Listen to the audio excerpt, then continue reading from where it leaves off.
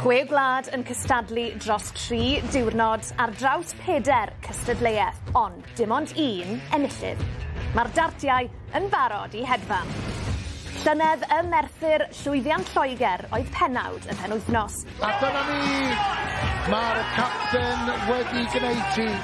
Tîm Lloegr yn dathlu. Y Sison yn neud y dwbl yn cipio coron tîmoedd y dynion a'r menywod. Dita Hedman yn talo'r dwbl-idian. Roedd llwyddiant Lloegr yn ddi-ddiwedd, gyda Laura Turner hefyd yn bencampwraig y senglau. A dyna ni, mae'n di gwneud hi. Roedd ton ar ôl ton o lwyddiant I grysau gwyn Lloegr. Fe gymerodd hi neb llai na bencampwr y byd Jimmy Van Schie o'r iseldiroedd I atal y ffydd. Dwbl pes yn mynd â hi. A mae Jimmy Van Schie wedi gwneud hi. Pan gipio fe, bencampwriaeth senglau'r dynion. Y cwestiwn mawr yw pwy fydd ser 2026. Mae Cymru yn benderfynol I ailgydio ei gafael ar deitlau y dynion a'r menywod. O! Sy'n I gwneud hi! Bob am ffordd I orffen! Mae'r Alban newydd gael ei coroni'n bencampwyr Prydain ac yn ei plith. Rhif 1 y byd yn 15 oed, dewin y Dartiau, Wi-Sox Mitchell Lorry. Mae Mitchell Lorry wedi gwneud hi. Ac yn arwain y Sison, wel neb llai na bencampwraig y byd, Dita Hedman. A mae'n gwneud hi! Mae'n mynd I fod yn wledd o Ddartiau yma yn Ilfracwm yng Ngogledd Dyfnaint. Ond, pwy fydd pencampwyr Dartiau'r Chwe gwlad 2026?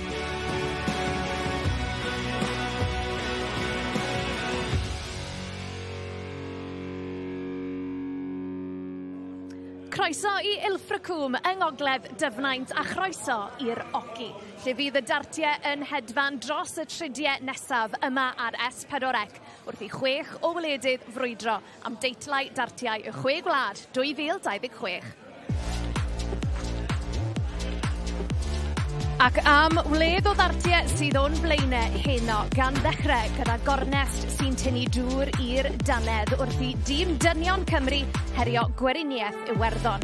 Yna mi fydd menywod Cymru yn herio'r iseldiroedd lle mae yna le yn y rownd gynderfynol yn y fantol cyn I ni wedyn droi at y gystadleuaeth senglau'r dynion. Seren ifanc y byd Dartiau Mitchell Lorry yn erbyn yr Albanwr arall Scott Robertson. Wedyn bydd y Cymru'n mynd ben-ben David Davies a Llew Bevan. Pa un o'r rheini tybed fydd yn cyrraedd y rownd derfynol. Y cyfan yn fyw ac yn exclusif yma ar S4C. Ie, croeso cynnes ato ni. Mae fe mor braf cael bod yma yn Ilfracwm ac mae fe'n braf iawn cael cwmni yr arbenigwr Dartiau, Dylan Williams. Dylan, coni off unwaith eto. Newn ni ddechrau gan drafod y dynion. Mitchell Lorry, mae fe'n wyneb cyfarwydd, mae fe'n enw cyfarwydd I ni gyd nawr ar S4C ac ar draws ledled y byd Dartiau. Pa mor bell gall ei fynd eleni? Mae wedi dangos dros y 12 mis diwetha. Sim ots ble mae e'n mynd, mae'n creu penawdau. A fel o'n i'n teithio lawr ma bore, mae'n dilyn I ganlyniadau fe. Dechreuodd off yn araf iawn, a fi'n credu dyna'r lle gorau I ddala Mitchell yw yn y gemau cynnar na. Ond nath ei frwydro I ffordd nôl, a o'n i'n gweld e'n cryfau trwy'r diwrnod. Felly, lan yn erbyn Scott Robertson. Os bod nhw'n chwarae 10 gwaith, mae Mitchell sôn ennill hwnna 9 gwaith bydden ni'n gweud. Felly, ffefryn gryf I gyrraedd y ffeinal bydden ni'n gweud. Wedyn y rownd gynderfynol arall, Llew Bevan yn erbyn David Davies. Siwr mae hwnna mynd I fynd wrth ystyried David Davies? Mae fe wedi cael tipyn o flwyddyn. Oedd e'n ware yn yr Ali Pali yn erbyn Luke Littler just cyn yn y Dolig. Fel I ti'n gweld hwnna'n mynd? Bydd hwnnw wedi paratoi David ar gyfer nosweithi tebyg un. Llew gyrraeddodd e'r ffeinal llynedd erbyn Jimmy Van Schie, felly mae e'n gwybod beth sydd angen wneud mwyn cymryd y cam na.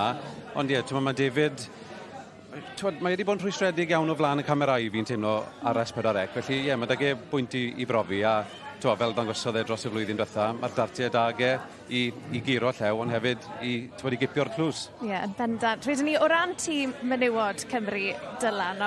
Falle bod yna bwynt gyda nhw I brofi, achos nath nhw ennill y teitl yma nôl yn 2024. Fi'n gwybod maen nhw'n ysu ail gipio'r teitl yna.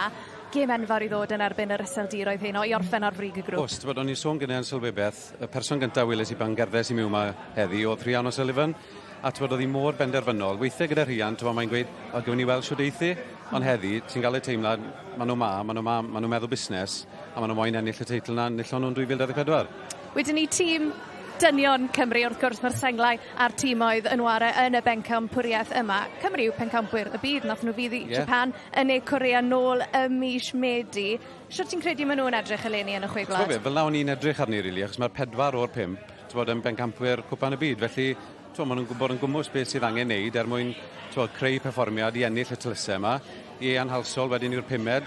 Gwylwn ni'n gwmws beth mae Ian yn gallu neud nôl yn Merthyr y mis Ebrill. Felly, o ran y tîm, mae popeth na, mae'r ingredients i gyd na, mae jyst angen i popeth i ddod at ei gilydd dros y penwthnos, ond ffefrynnau cryf erbyn y weriniaeth heno fi'n teimlo. Ni ffili aros i weld beth sy'n digwydd lan ar y roci yna heno. Wel, un gêm sydd yn sicr yn sefyll yn y cof o'r Chwe Gwlad llynedd oedd gornest tîm dynion Cymru yn erbyn gweriniaeth Iwerddon, ac mae'r 2 dîm yn cwrdd unwaith eto heno yma. Mae'n teimlad arbennig iawn ware i Cymru. Mae'n teimlad, siwr o fod, i fi yn bersonol, teimlad gorau dwi wedi cael yn da sydd yn hyn. So, mae fe'n dod gyda'r tipyn o bwysau fed. A dyma hi! To Wales! Inside in the 20th flag! To Wales! Do, gathon ni gêm digon agos dyn nhw llynedd yn y rown gynderfynol. Oedd hi'n gêm agos all the way dwi'n cael ei athi'n 21 ar 10 i ni o'r un o 2 Davies wedi taro'r y dwbl buddigol i cael avoid o'r last leg decider. So oedd hwnna'n buddigoliaeth da iawn yn erbyn tîm os rhywbeth cryfach dyn nhw llynedd. So oedd hwnna'n gêm da iawn i ni.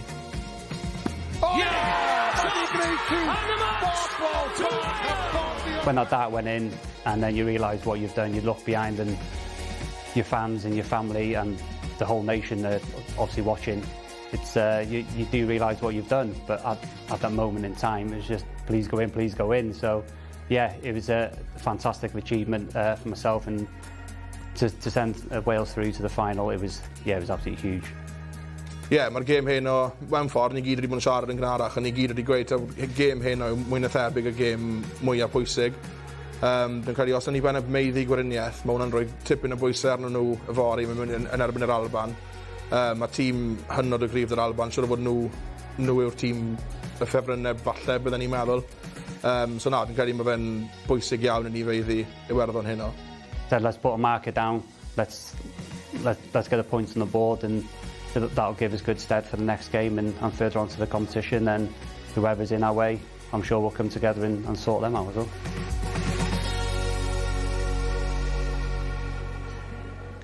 Wel, os yw hon unrhyw beth tebyg i gêm llynedd, mae hon am fod yn gracer. Reit, ni'n barod i fynd fan hyn. Just to remind you that, of course, we do have English language commentary available tonight. Former world champion Scott Mitchell is alongside Rhys ap William. Ac yn y Gymraeg, mae Dylan Williams wrth ochr Gareth Roberts, ond cyn hynny, draw yn i nawr at meistr y ddefod. Good evening, ladies and gentlemen, and welcome back to the 2026 Six Nations Cup. Coming to you live on S4C and the BBC iPlayer from the North Devon Resort in Ilfracombe. Our action this evening begins with a men's team event contest. Introducing first from Wales, David Davies, Liam Meek, Cloud Bevan, Mark Challenger and Ian Halsall.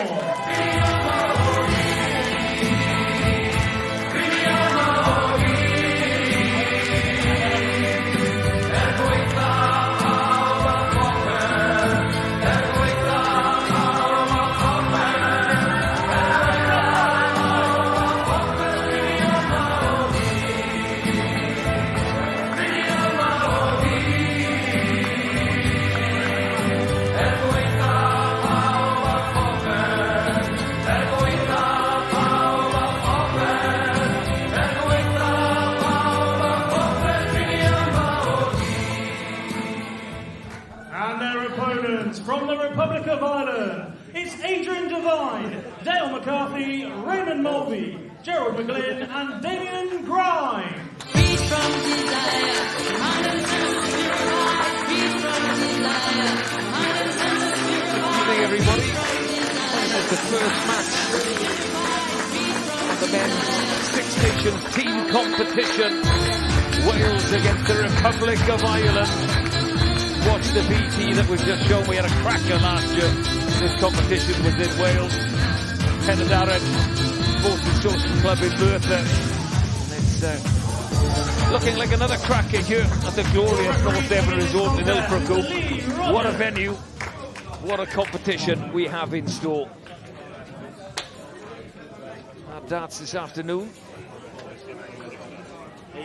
A couple of games in the women's team competition, but this is all about the men to start with anyway before we go back to the women's competition. Wales against the Republic of Ireland, and look who's on alongside me. It says on the graphic, former world champion. He's won this, the inaugural winner of the singles in the Six Nations, four-time champion with England. It's Scott Mitchell. How are we, Scott? Good to see you again. I'm really good, but what I will tell you is I lost 3-2 to the guy that does our scalping on our warm-up match here today. Best of 5, I wasn't going to mention it, but I did see it. I knew it was going round the place. I came to watch it. But let's concentrate on this one. Chwe Bevan. He's in the semi-final in the singles, where he'll play another Welshman, David Davis, and he's against Adrian Devine of the Republic of Ireland. First time we've seen any men's teams in the competition. Who's favourite in this, Scott? You know, Wales won this in 2024, then England won it in 2025. England have won it many a time, but who are the favourites this year in 2026? Well, I think with Scotland maybe winning the British Internationals just a few months ago and then picking their 5 from a winning team there, I think momentum probably goes with them.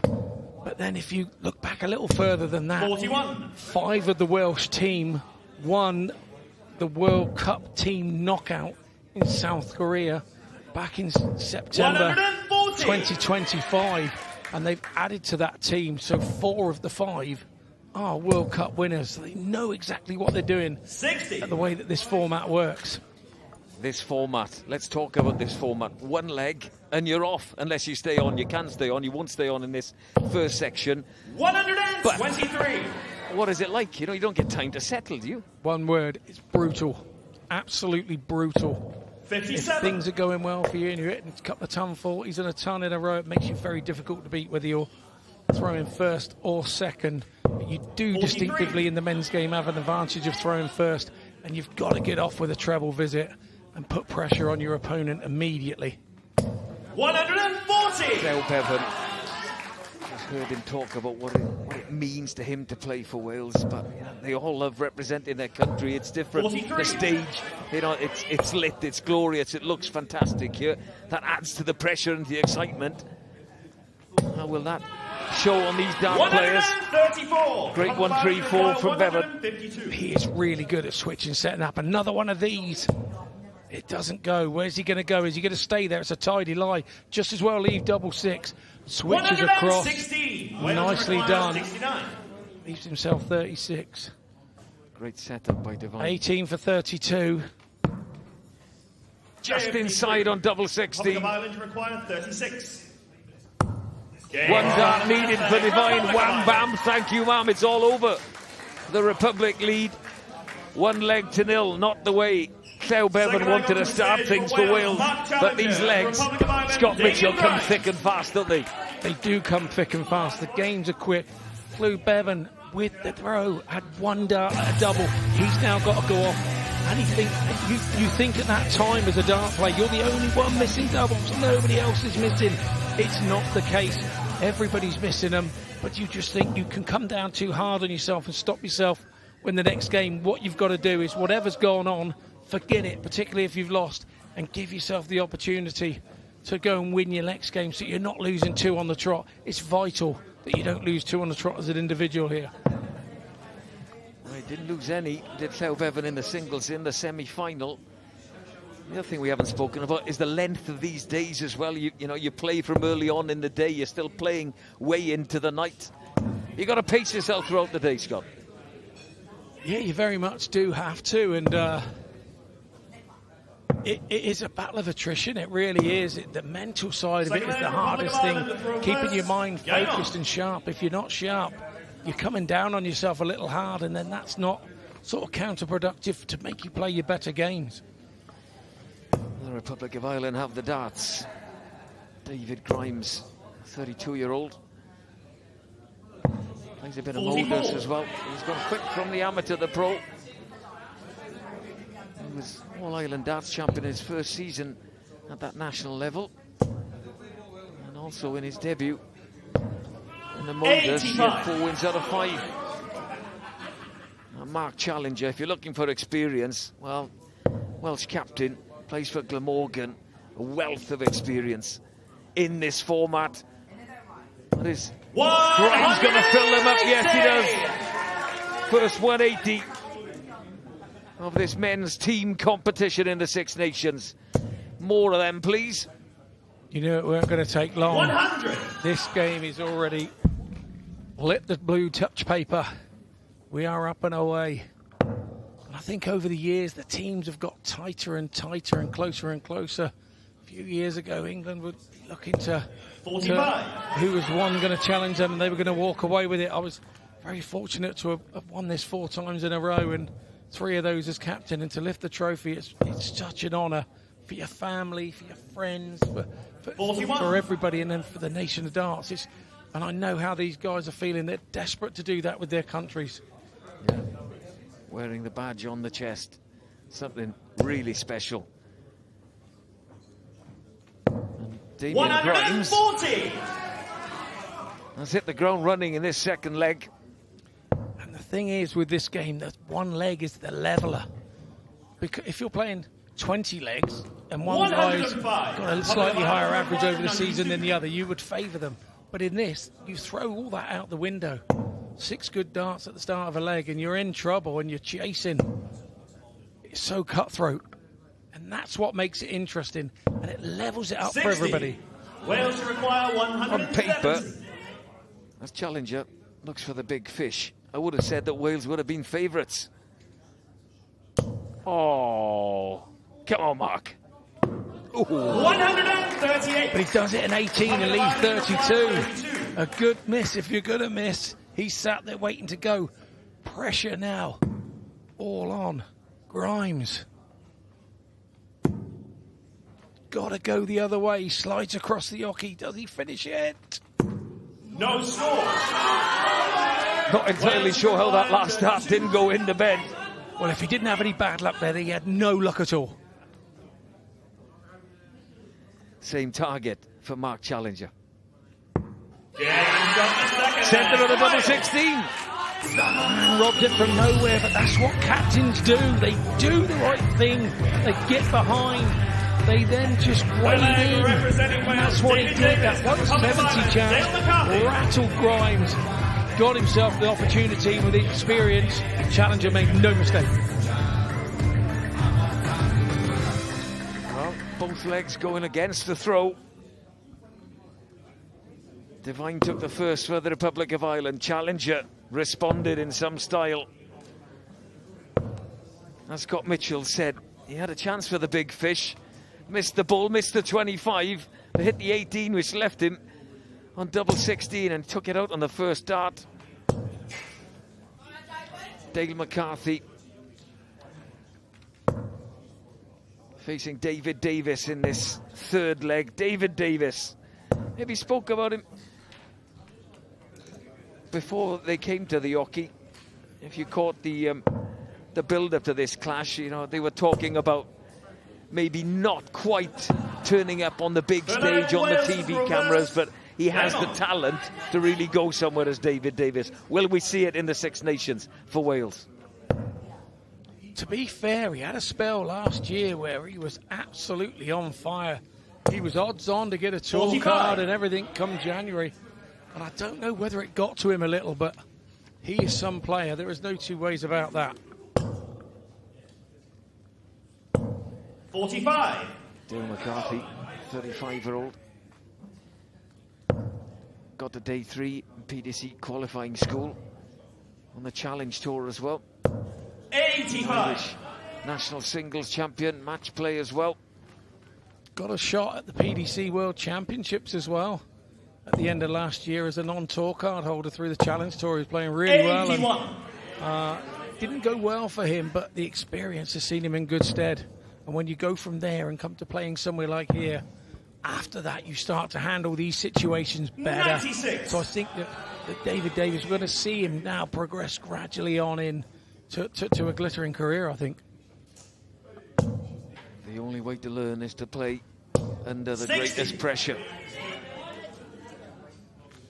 Taking nothing away from McCarthy, you know, he's Irish match play champion and he's the Irish national singles champion. If you're winning your national singles, you know, you're nothing to be sniffed at. You know, that's a tidy standard over there. Players that are coming through that system over there now in the Republic of Ireland, they've got their own ranking system monthly, and we're finding guys like these now in Ireland, and it's brilliant for the nation. 105.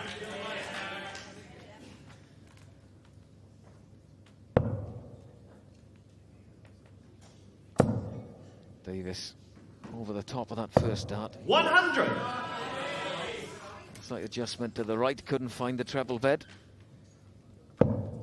Still comfortably in front unless he gets pressurised here. 100. Probably not quite enough. But we saw that with Challenger in the last leg. You never know in these one-leg shootouts. And that's exactly what they are as he looks at double seven. These are shootouts. In the OK Corral, double seven for David Davis. Puts Wales ahead, 2 legs to 1. All action at the North Devon Resort. Wales against the Republic of Ireland. We asked if David Davis could show his best darts on TV cameras. Well, he's proven that. Down to Sinead. Well, David, I just asked you if you were okay, and you said, well, I am now. What's the feeling? Is it relief after that leg? First game's always tough, but, well, we're obviously 3 games in, but first game for myself, the nerves are there, but I'm settled now and looking forward to the next one. Yeah, in terms of, you know, the format of how things are in this competition as well, how important is it that you get that strong start? Oh, massive. It's so brutal. I think last year we were 3 behind them, but we were never out. Great team spirit, and we came back and we ended up winning the game. So, yeah, I'm looking forward to it. Amazing. David, I'll let you go. Diolch yn fawr. Thank you. Yeah, thank you very much. Fourth leg representing Wales is Ieuan Halsall, and for Republic of Ireland, Gerald McGlynn. Wales ahead, 2 legs to 1. And he used the same same terminology as Scott Mitchell did there. He said it's brutal. And it is, isn't it, Scott? Yeah, very much so. If you go off with a non-treble visit or 2 non-treble visits to start the game, it's a long way back, whether you're throwing first or second. It's just imperative that you get a treble visit, particularly if you're throwing second. You've got to have a double treble visit to turn it on. When you're first up in the matches, you get 6 darts to just get the feel of the board and the hockey. And then when you return, you only get 3. What do you do in the interim? Do you get back on the board? Do you sit and compose yourself? I used to go back on the board or just compose yourself. If you've lost, don't go rushing back up on the board in a bad mood. Bad practice just breeds bad results. So give yourself a chance to calm down. Go and take a sip of drink. Go and take a comfort break. Come back with your head clear. Give yourself 5 minutes to have your head clear. Sometimes in this game you don't, because you can be off. Another game's on and then you're back on. At some point it happens to a couple of players. So, yeah, and then I would go and hit the practice board. 100! And probably not practice the game before I play, because sometimes the practice throws can feel different where they're out in the open and on the floor, and then you go up to the stage and under all the lights the throws feel slightly different. So for me it was always not going straight from practice board and going straight up there, because it could feel different. Throws are the same, just an optical 100. illusion sometimes. Gerald McGlynn is the only member of the Republic team to return. Lots have gone on to other things. 125. PDC cards and tour cards. Ieuan Halsall. 100. Broke English hearts, didn't he? When he won. That gifted the British internationals to Scotland. 60.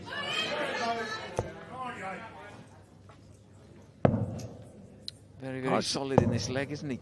Halsall here is doing 177. all he needs to do. He's gone ton, 177. 12 darts, left himself a double. but he's still in the lap of the gods.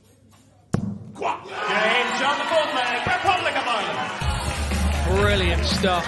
Brilliant stuff. As described, Scott, that was absolutely brutal. That was over in a flash. Double 10 for Gerard McGlynn. Republic of Ireland, Raymond Mulvey. Squaring things up, 2 legs apiece.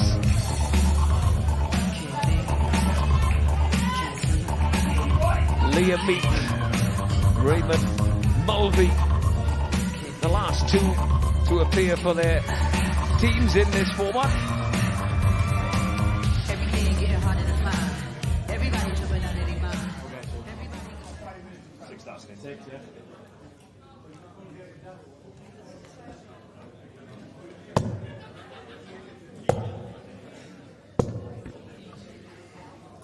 Liam Meek, he beat 2 Irish players in the singles this morning. Devine and Grimes fell to Meek.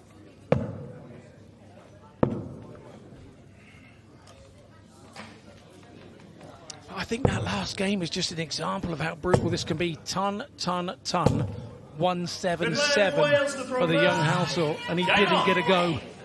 He did not get a go.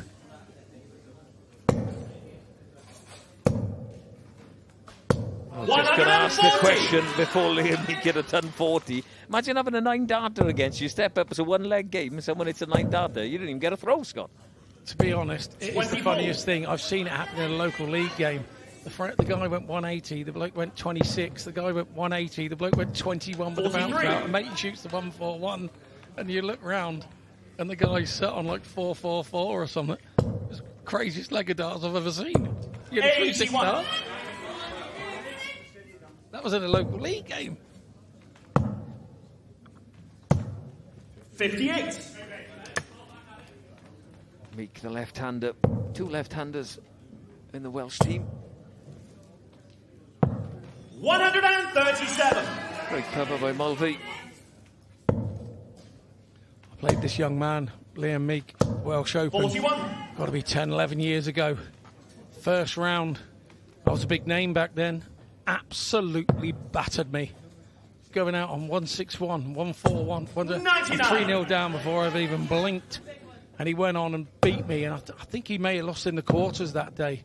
And he was 18 years old at the time. Life's got in the way a bit for Liam, and he's gone off and done life. Now he's coming back. He loves playing county. He loves playing Super League. That's all he does. And he wants to play for Wales, and there's nothing wrong with that. But he's left himself 166. Mulvey, we've seen a little bit at the Modus Super Series. 81. Coming over as an ADC representative from Republic. He's a class act. Now he's got 8 here to win this leg. Yeah. 2, lovely, jubbly, out he goes. He gives it the big thumbs up. The team are happy. Well, that treble with the first start meant he had 2, but he only needed 1 into 8. David Davis and Republic of Ireland and Gerard McGlynn. And just like that, Wales are behind 3-2 against the Republic of Ireland. And we go again, the rotation continues. David Davis back on the stage, show is Gerard McGlynn.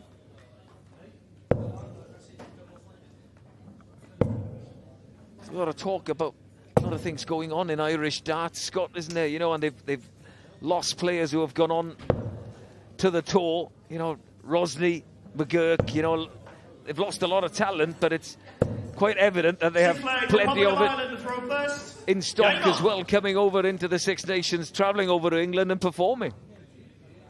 I think the Republic of Ireland and Northern Ireland are now experiencing what maybe England, Wales and Scotland have been experiencing over the last 10 years. They now have players that are very talented indeed and deciding to do other things. But I still think there's a firm place. If you can play in your international shirt, under the pressure of that, and a 1-leg situation here, if you can play that and handle the pressure of that, you can play anywhere. That's my own personal opinion. 140. I say if you can come here and play for Buck Shee, when the pound notes come out, you learn how to play for that too. I promise you.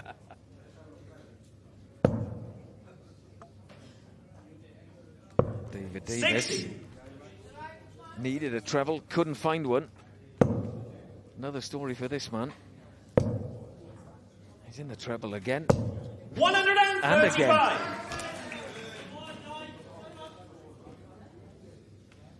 He's a Six Nations singles winner in 2024 in Galway. And once again proving this format, in this competition, he's a player.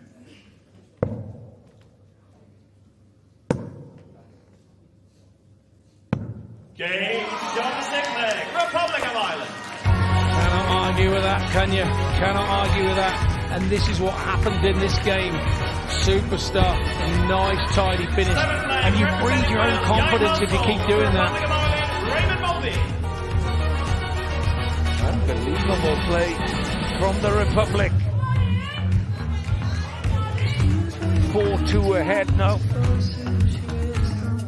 We mentioned this afternoon when Henry was here in the English part of the commentary box, we were saying about how momentum can change a game, and we saw Lorraine Hyde in one of the games for Scotland win her first game of the day, and everybody's thinking, well, great, but it started the momentum, and then the next three ladies won, and all of a sudden they were in an unassailable position, and this is what's happened. You're not mentioning how you can win this, can you? Oh, I've realised I haven't said you've got to play 15 legs here. It's a race to 13, but you have to play 15 of them.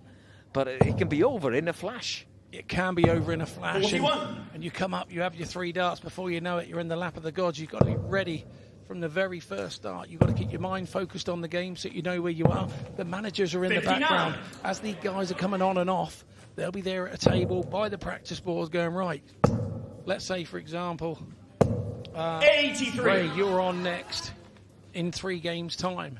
And then you go and tap him again the game before and says, you're on this one after next. The managers play a vital 81. role. And sometimes they go back, they're a little disappointed when they've lost the game. Some guys need an arm round them to keep them playing. Some need a big boot up the arse because they just need that to remind them what they're doing. But it's the manager's job to know their players, isn't it? You know, and to know what they need. Yeah, many apologise. Their backside, I should have used their backside, for want of a better word. Yeah.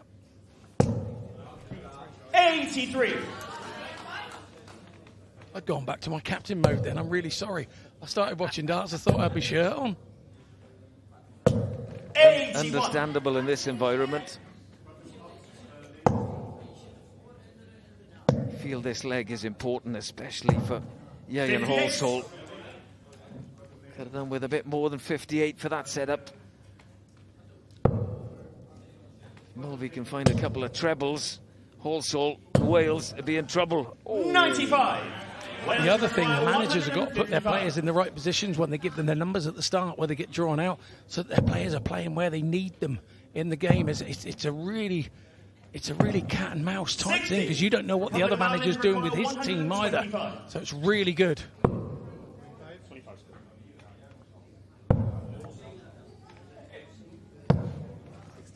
61. 95 then for Yayan Halsall. Where is he going here? Is he going bullseye for 25? No, he believed in himself, went for treble 19 for double 19. Now he's gone for 2 double 19s. Didn't quite go his way. 64. It's all about Malvin. This 64, we saw him hit it earlier. Single 16, double 16. It's 8 for double top. 44. He goes under. Halsall has a chance. He has indeed. Same target, double top. Wales have lost the last 3 legs, but cancel that. Yayan Halsall beats Raymond Mulvey to claw back the leg. The Republic lead 4 legs to 3. Really strong from the young man there. He was asked a question to stop the rock. 3 on the trot. They were behind. He steps up, uses all the slender experience that he has compared to the rest of his World Cup winning teammates, and does the job. That could be the making of him in this game, you know.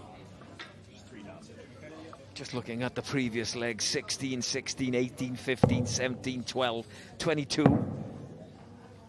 Some quality darts in this Six Nations tournament. First game of the men's group stage. This is Group 1, Wales against the Republic of Ireland. There's Liam Meek of Wales against this man, Adrian Devine of the Republic. 100. Now, Devine has had a long wait from game 1 to now play game 8. He's been sat there sort of helpless to help his team. He was probably put on first for his character and his experience, and he's been here a few times before. So the manager used him in the right way in that opening game because it went his way against Lou Bevan. And now Lou Bevan, he's going to come back on in the next game at number 9. He's had to wait a long time too. But then they start to play pretty quickly after that towards the end of the game. They've been placed where they were because that's where the manager needs them in the match and needs their experience. 98. Good third dart by Meek. Devine in the treble again with the first. Disappointed 100. if he doesn't find another solid ton. Yeah, you're always disappointed if the first goes in the treble 20 and you 60. don't hit it with at least one of your next 2. You're disappointed.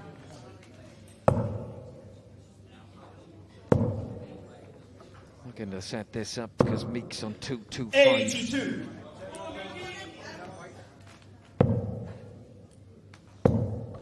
Can he make a big dent in it? 140. Republic of Ireland Relative. 63.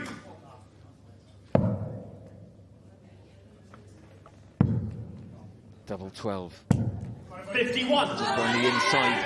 Wales require That 140 85. caused that from Meek. That 140 caused that apprehension. He's gone 25 ball. He's hit the ball and up the 25 with the 69. first dart. A little unlucky there from Meek. He right smile from him as he walked from the board. Double 6. Game Tricky at times, but not for Adrian Devine. Another high quality affair.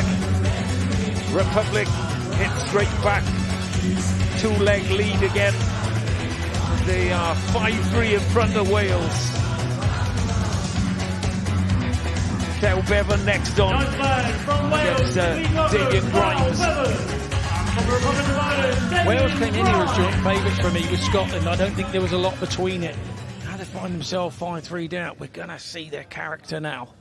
They're going to have to come back. These 4 World Cup winners are going to now have to show their experience in this match to get them back in it. Because with the Republic of Ireland, they're feeling, we know they're World Cup winners for all these guys.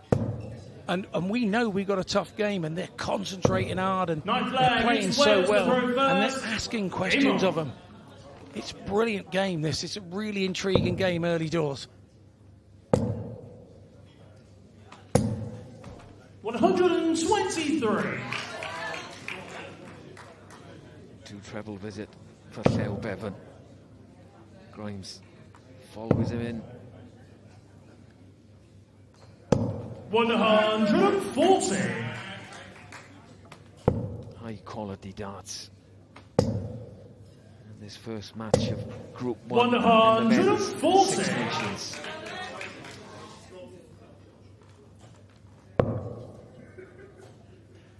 Bevan has the throw in this leg. Yeah, Grimes lost out to Challenger in game 2, didn't he? And he had the game sort of dead and buried. 3 darts at double 16 right on the wire. So unfortunate. Challenger missed the 170, pressured the shot, and got back at him. So Grimes will be not too worried about that. He knows he's playing well, but he's got to find some trebles here. Can he punish Bevan's 43? Can he find a treble? 45. The answer is no.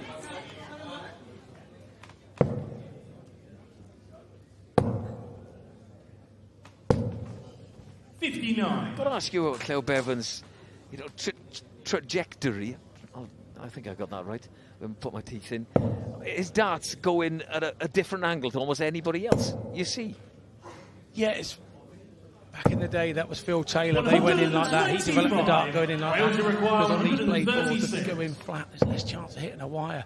It's not a bad thing. Double 8.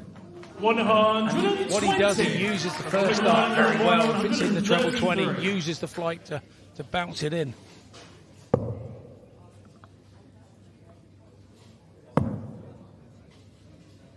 Bevan will be back for the leg. 57. Looking at Wales double 8. requires 16. Shut the gap to 1 again. Shot and ninth First flag. time of asking Wales. to Chwe Bevan. Republic of Ireland 5, Wales 4. This is a serious, high-quality affair. Ding-dong battle back and forth. And Dan McCarthy from the Republic of Ireland. I said the Welsh World Cup winners from 2025 had to come and put their mark on the game. Chwe Bevan has done that. He's done his part to get the team back.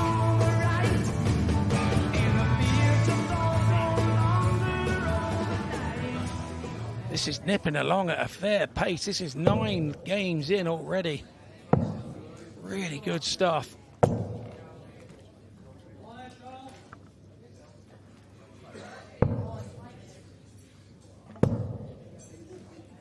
Challenger. 10th flag, the Republic of Ireland to throw first. Game on. Leg 2 returns in leg 10. He's had that break as well.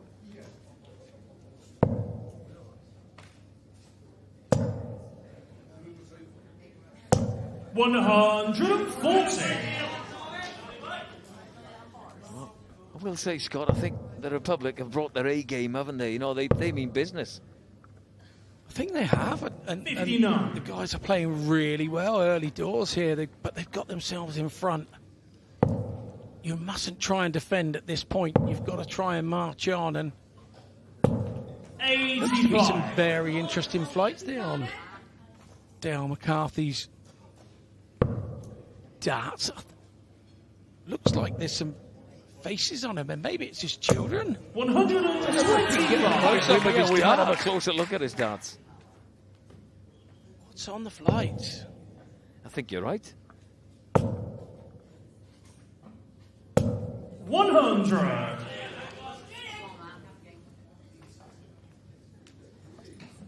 $1040, 85, 100.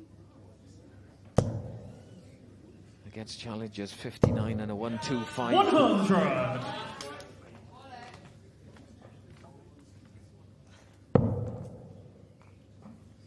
McCarthy looks very composed on the hockey. 140. Not affected by the bright lights and the TV cameras at all. 140, 85 ton, 140. It's been brilliant from McCarthy on the throw. 100. Republic of Ireland, you require 36. It's not a bad miss, double 14. Now double 7, it breaks down. He's looked at his opponent, he's on 117. And that pause could have cost him. Wales, you require 117. Mark Challenger, the Welsh captain, has a chance to level things up. This is his chance to level it up. He did it from nowhere in the last game. He's going to do it again. Oh, misses it under the wire there. You set him up, Scott. You set him up. 7.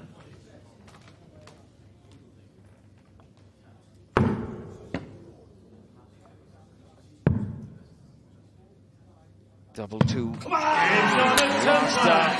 Republic of Ireland. Finds the bet. Finds double 2. Puts the Republic ahead 6 legs to 4. Special moment, that's for Dale McCarthy. Very easy to fold and think, this is not my luck. You know, I've got one that's fallen out of the big 3. What's going on here? I think he was probably a touch fortunate it fell out. It was closer to the double than the single. But he sorts it out, and the Republic of Ireland, no, that was big. 6-4 and 5-5, very different game.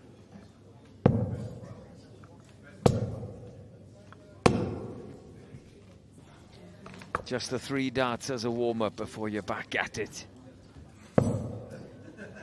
Liam Meek of Wales against Dale.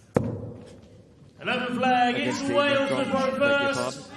Game Yes, on. Damo up there. Damo's up there.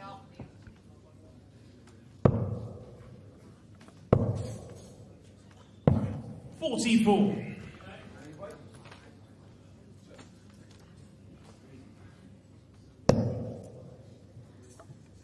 Finding the treble with that first dart again. But he's now in the position that his team are winning all over the place. He's not yet to contribute. Lost his first 2 games. Lost his first game against Mark Challenger with that big comeback from Challenger. And lost his second to Lou Bevan. So he really needs to help his team out here. Because Liam Meek he lost his first game to Ray Malby, and he lost his second game to Adrian Devine. 46. So he's not got to win either. This is one of those that's got to give here. Someone will change that losing record. 81. And it will be vital to the teams, whichever one it is. It's a race to 13 legs. And when I mean a race, it's a sprint. 46. What I will say is when you look at the faces of the guys when they're coming up, nobody needs motivating here. It's easy for the managers here tonight. 135. Really easy for the managers. These guys are focused on the job in hand. And now we've had a couple of games. Everybody's settled now. Everybody knows what it feels like to be up there. Meek after 12. 59. Wales will require 116. He's going to get 6 from here, no matter. Treble 19 will leave tops. 38 leaves 78, and that 54 leaves him on double 12.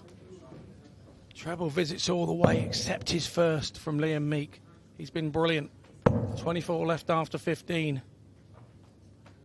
When you're on throw, 45. just perfect. Wales will require 24. He's gonna... Oh, gee, I thought he was going to split it for a second. 12. Nice marker. Republic of Adjustment Ireland didn't require quite work. 170. Well, this would be a mighty, mighty ass from here to reel in the big fish. It doesn't go. Meek will be back. 85. Wales will require 12. Same target, double 6. Starting 11 flag. First up, Wales. in it goes. The one-leg lead once again for the Republic. 5-6. Wales trail. Lead open from Wales. And it's a relief for Meek. He'll be back. You feel like he's back in the game now. McCarthy. It's horrible when the rest of the team around you are picking up points and you're not. You've got to get in there.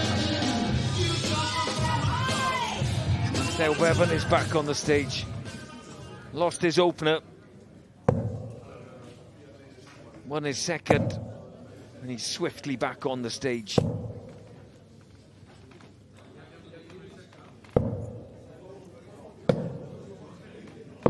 Twelfth flag, it's the Republic of Ireland to throw first. Game on.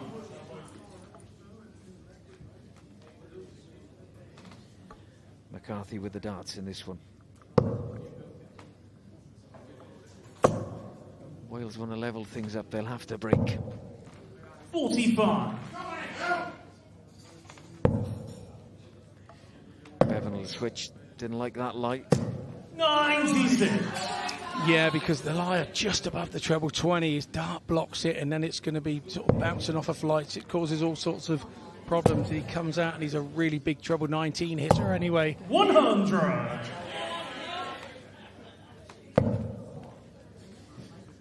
Stays up there because there's plenty of room to the right of that first dart. 41. Not that far right though.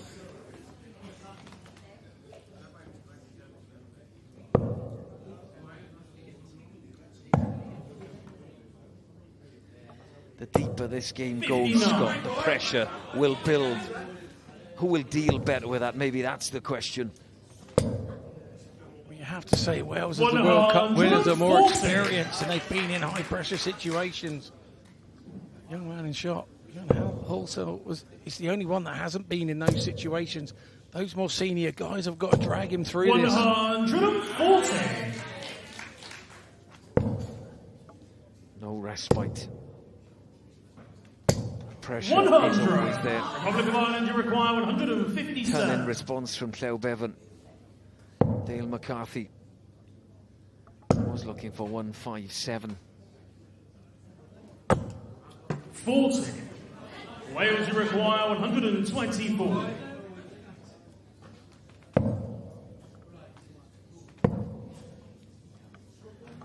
What a finish! 1-2-4 from Cleo Bevan. I said they would need a break to get back into this one, and Bevan has delivered that for Wales. Double M, never the easiest double, no trouble for Cleo Bevan.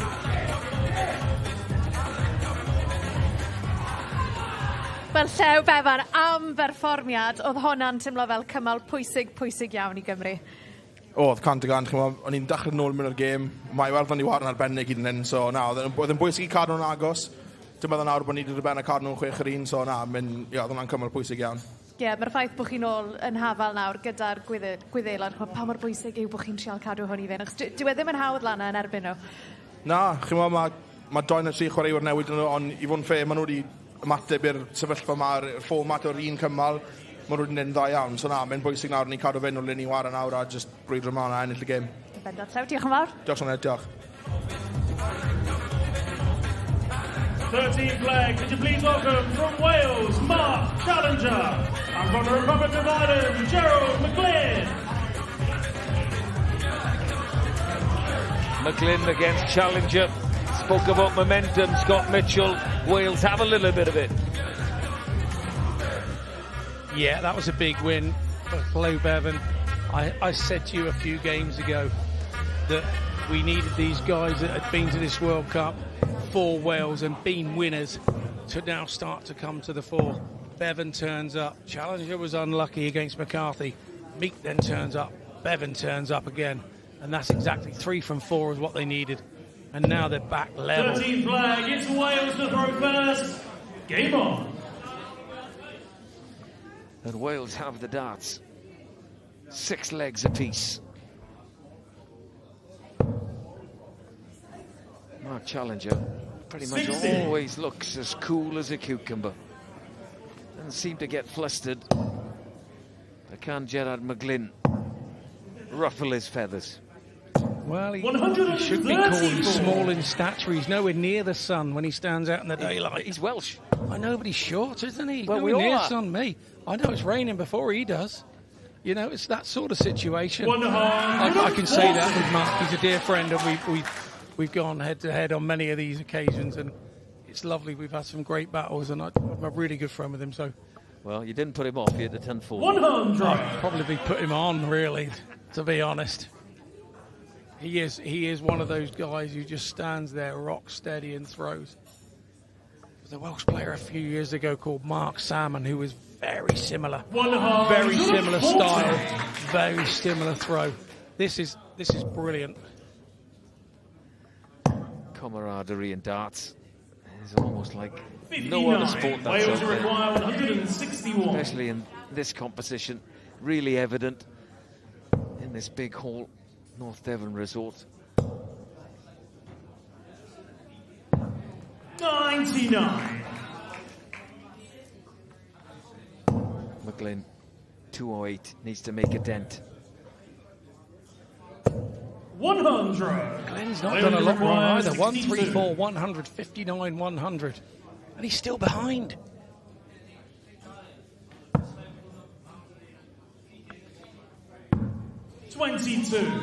Republic of Ireland, you require 108. A double top for Mark Challenger. Will he be punished by Gerard McGlynn? I'm not convinced he didn't go for the 8 there. It was just right on the middle wire, wasn't it? Ended up with the 16s, gone inside the 16s. This is bread and butter to Challenger 9 times out of 10. But we're 6-6, he's under pressure. Is he feeling the pressure? The answer is no. Wales are ahead. And for the first time since leg 3, the momentum have swung in the Welsh's favour. They lead 7 legs to 6. But this clash is far from over. Plenty more drama to come in this one, you feel? There is plenty of drama to come. It's now all about how do the Republic of Ireland team react to this now going behind for the first time in the match. It's a very different game when you're chasing. You do not want to be too behind at this late stage. There's a thing when you're playing this game, once the opposition gets to 10 and they get to double figures, it's soul destroying for your opposition. If you can get there and be 10-8, it feels like you're 5 in front because you're in double figures and the other ones aren't. So it really is. A sprint to 10 is how I always used to try and get my players to beat a 10 first and put the pressure on the opposition for the tail end of it. 60. 260s for either player to start this one. And Mulvey finds 60 with his first start 83. on his second visit.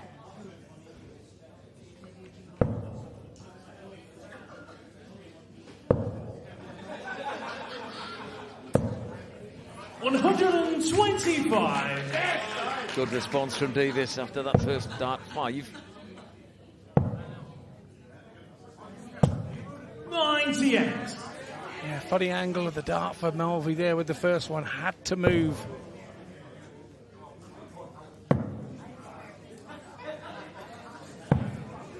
Davis finds himself in the same problem. He was under the treble, blocking with the first dart. You cannot afford for one dart when the scoring is going like this to bounce into a treble 3 or a 5 or a 1. You've got to go to the clear target.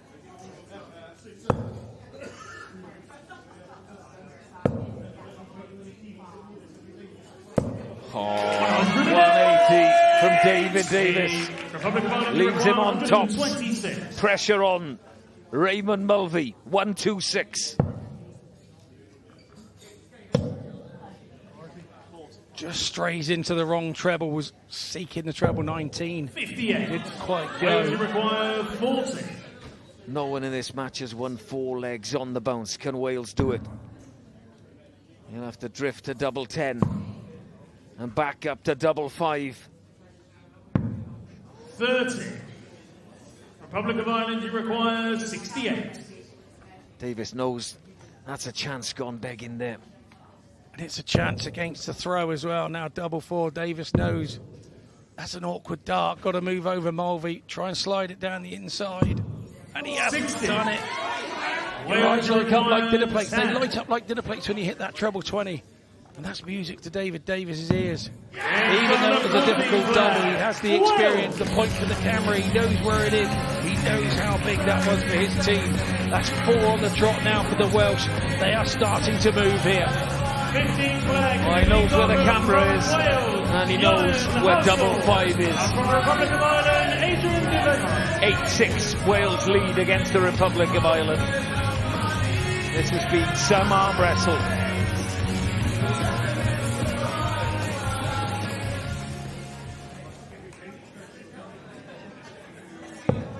Devine back for a third visit, as is Ieuan Halsall. Devine unbeaten so far in this match. Paid regular visits to treble 20. Flag, it's Wales to throw first. Halsall's not done much wrong, especially in his second leg. Yeah, Devine played game 1 and won that. He then played game 8 and won that. And now here we are in game 16. He's had long gaps, but he's going to be playing now quickly for his last 3 games. Should the team stay in it. 140. Well, doesn't seem to be affected by a time away from the board. No, he doesn't. And 60. Halsall here will be dragged along by the experience of his other 4 teammates. He knows he's the young pup of the team. 96. And he's under no pressure. The other guys are expected to do it. So if he can just come up here and play with no pressure and enjoy himself, we're going to see the best of the young man. And this is exactly what I'm talking about.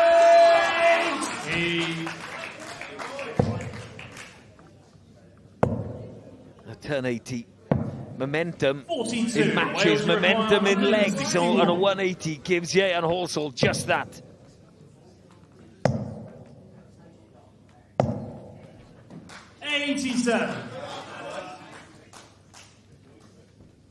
These are 140 here, minimum requirement. 180 would be music to his ears. 139. Moved out. I would have stayed there. Wales And given a requires chance. 74. Some pressure on the 74. Double 16. Ieuan Halsall deals with the pressure to put Wales 9-6 ahead. 5th leg in this kind of third section of the match goes to Wales. They've won all 5 of them. Transformed this from being 6-4 down. They lead now 9-6. But what the great thing about it is every player in Wales in that section of 5, they've all won one. So now have a bit of momentum for themselves individually going into these last few games. Scott Mitchell said when he was captain, he used to say it's a race to 10, get to double figures. Psychologically, that can mean everything in a match like this. It is a race to 13, not to 10, but I really get what you mean, Scott. You look up at the board and you see 2 figures next to you, 10, can make a world of difference. It can indeed. It can indeed, just mentally, what it means. It changes things.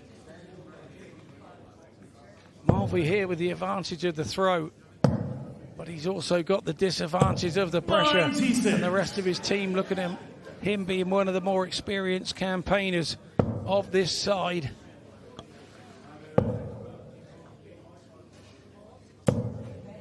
$125. A change of expression from Mark Challenger, I can't believe it.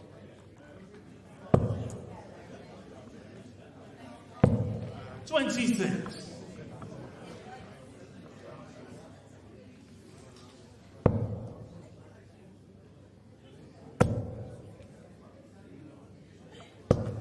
$100. Solid again from the captain of Wales. 58. The Republic have the darts in this leg. The Challenger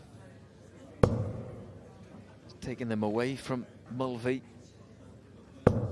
100. Welsh for 5-3 down, but they didn't stop believing in one another. They didn't stop believing that they could do the job. Now here comes Challenger, 125 ton against the throw. You can't ask too much for more from yourself than that. Just stay steady. 41s and 45s do not cut it 60. At this stage of the game. Might have wanted more than a 60. Mulvey needs at least one treble. 65. Wales require for the 25 to 116. leave the 160.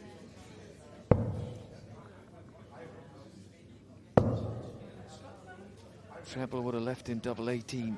Stays there. 60. Republic of Ireland, you Second require 60 for 160. Challenger. You want to stop the momentum? This'll work.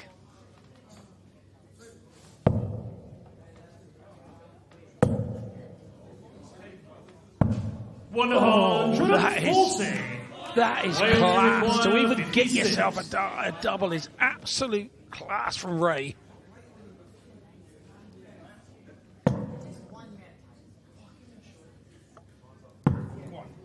Double 16, the target, and the target found by Welsh captain Mark Challenger, and they do get to double figures.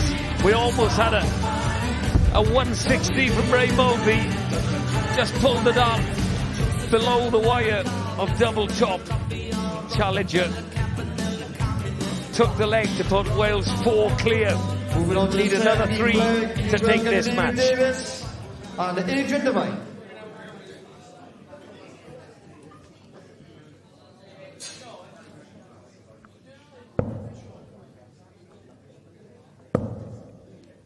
Just the 3 darts to get yourself back up to speed.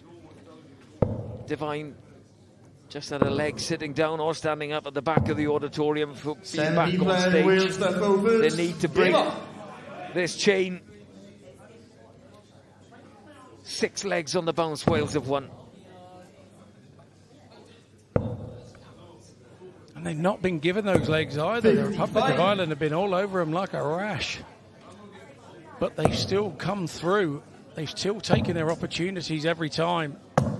115. Again, some high quality darts on show in the Six Nations, the North Devon resort.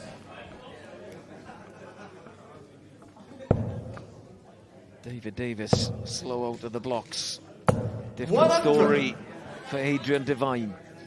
The other thing, we just saw a shot of the supporters, the Welsh supporters there, and it's so hard for them watching. They can do nothing about it. They feel nervous for their team, and they feel 100. nervous for their players each time as they go up there. But the fact of the matter is that they can do nothing. You feel okay up there. You can handle whatever happens to you as a player. But sometimes it's harder for your loved ones to have to sit there and watch it.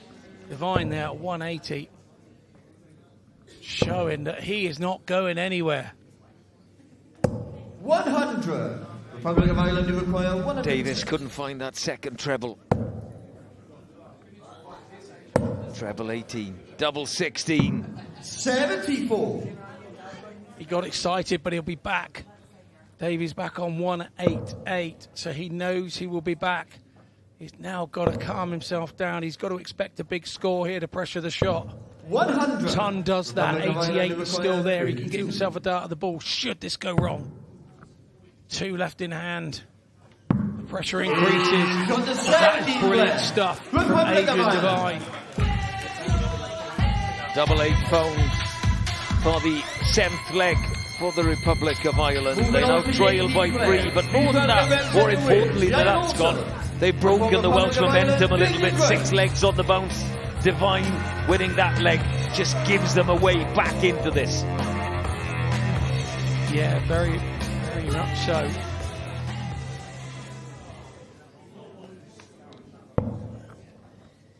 And we know how things can change quickly in this format.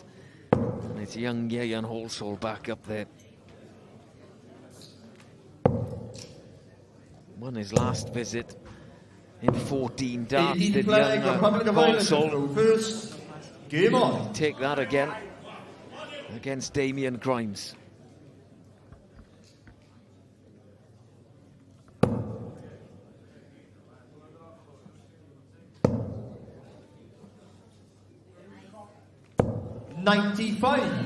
Grimes still looking for his first win of the match.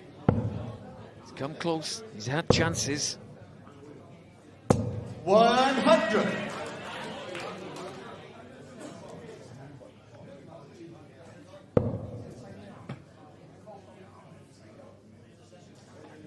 Very different style to Ieuan Halsall. Really composed, takes his time. Very measured. 96. Ieuan Halsall a bit looser, tempo much faster.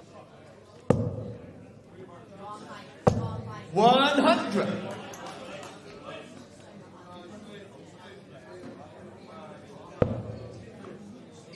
Nothing in this leg. You have to say, the young Welshman here so far this evening has looked the coolest guy in the place, hasn't he? He's just enjoying every moment of this opportunity to represent his country. 60. Come on, he says on that last dart. Couldn't find the treble this time.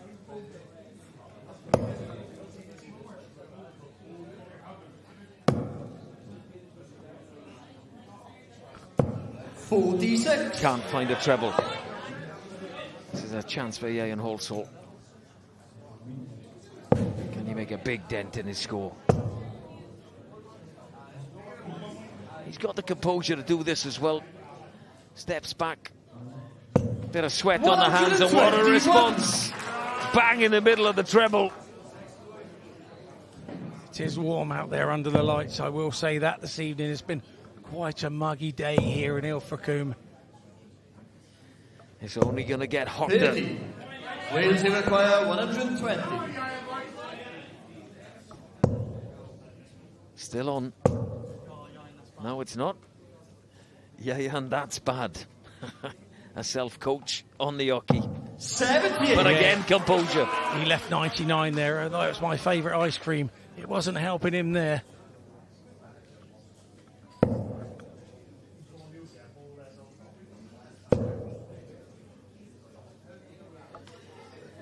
He'll switch across to 14s, will he? Yes, 134. Superb pressure from Damien Grimes.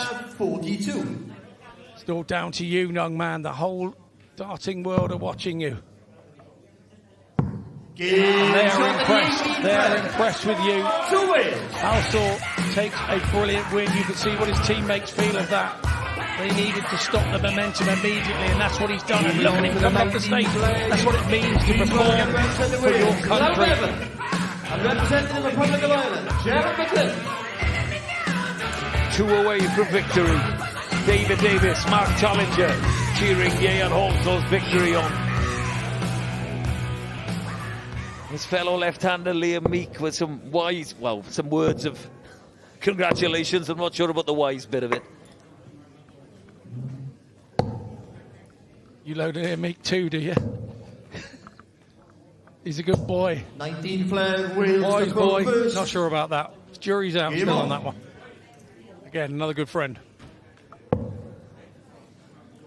A switch for Cleo Bevan, and that's Scott Mitchell alongside me said. He 98. Switch very well to 19s. Gerard McLean. I played him at the Challenge Tour start of the year, and he absolutely battered me. Cleo Bevan. He's been on it. He's been on it. 2026. He's taken us another step and gone up a level. 44. As a dart player, Scott, you've got to make a choice in life, haven't you? You know, if you really want to go for it, all guns blazing, something's got to give. Yeah. The game is slightly different 81. now to what it was, say, 20 years ago when I first started on the circuit. There are more players doing the standard now. You know, if I was around playing in my pomp of 15 years ago, I don't think I would have stood out now in this day and age as I did back then. I think that's how far the game has gone. 57. I don't think the standard is a great deal higher, but I think there's more people doing the standard. And I think that's the secret and made the game interesting now. 65. He went up for treble 20 to try and leave 170, but that first dart was awkward for Cleo Bevan and his style. 43. McLean couldn't find the treble.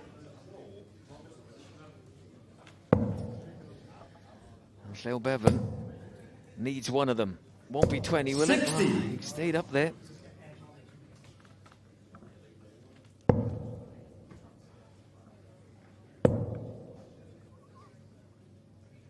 78. Great cover. Wales, you require By McLean. 150.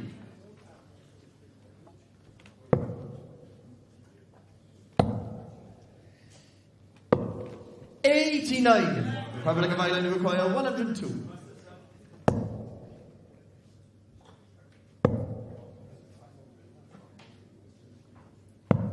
$50. Wales, you require 61 61. then for Cleo Bevan to make it 12-7. Couple of ways to go. He can go treble 7 here, or he can go 25 for 36. He's gone treble 15 for double 8. Along the inside of that, and we'll hear a cheer. Short than a 19 flag. 2 Wales. Big moments require big players. Moving on to the 20th Cleo Bevan hits double 8 to make it 12-7 for Wales. They're within 1 of victory in this opening match of the men's team event in the Six Nations, and it's Ian Halsall that celebrates now. We've had the 15 legs. If Liam Meek steps up to the stage and wins this, it'll be game, set and match. We won't go any further.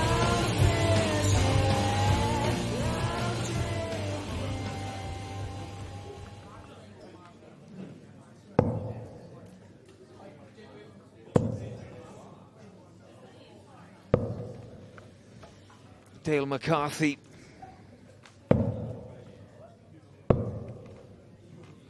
Up against Liam Meek. It's the best of 25 legs for us to explain this again. And it's the first of 13.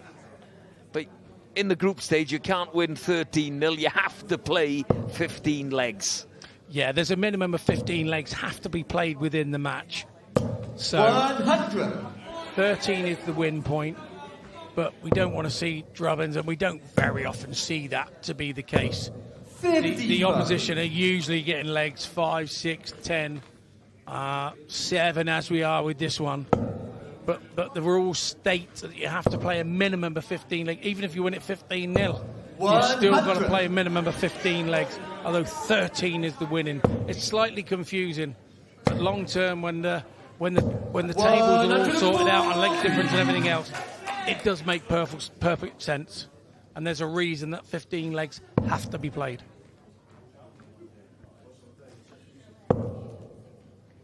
If you understand all that, 60. You'll understand this, that Wales need one more leg to win this first match of the men's team event. The shot of the Republic of Ireland table looked really joyous at 5-3 up, and they've been hit by a freight train. They've been hit by a freight train from Wales here. The experience has shone through. 100.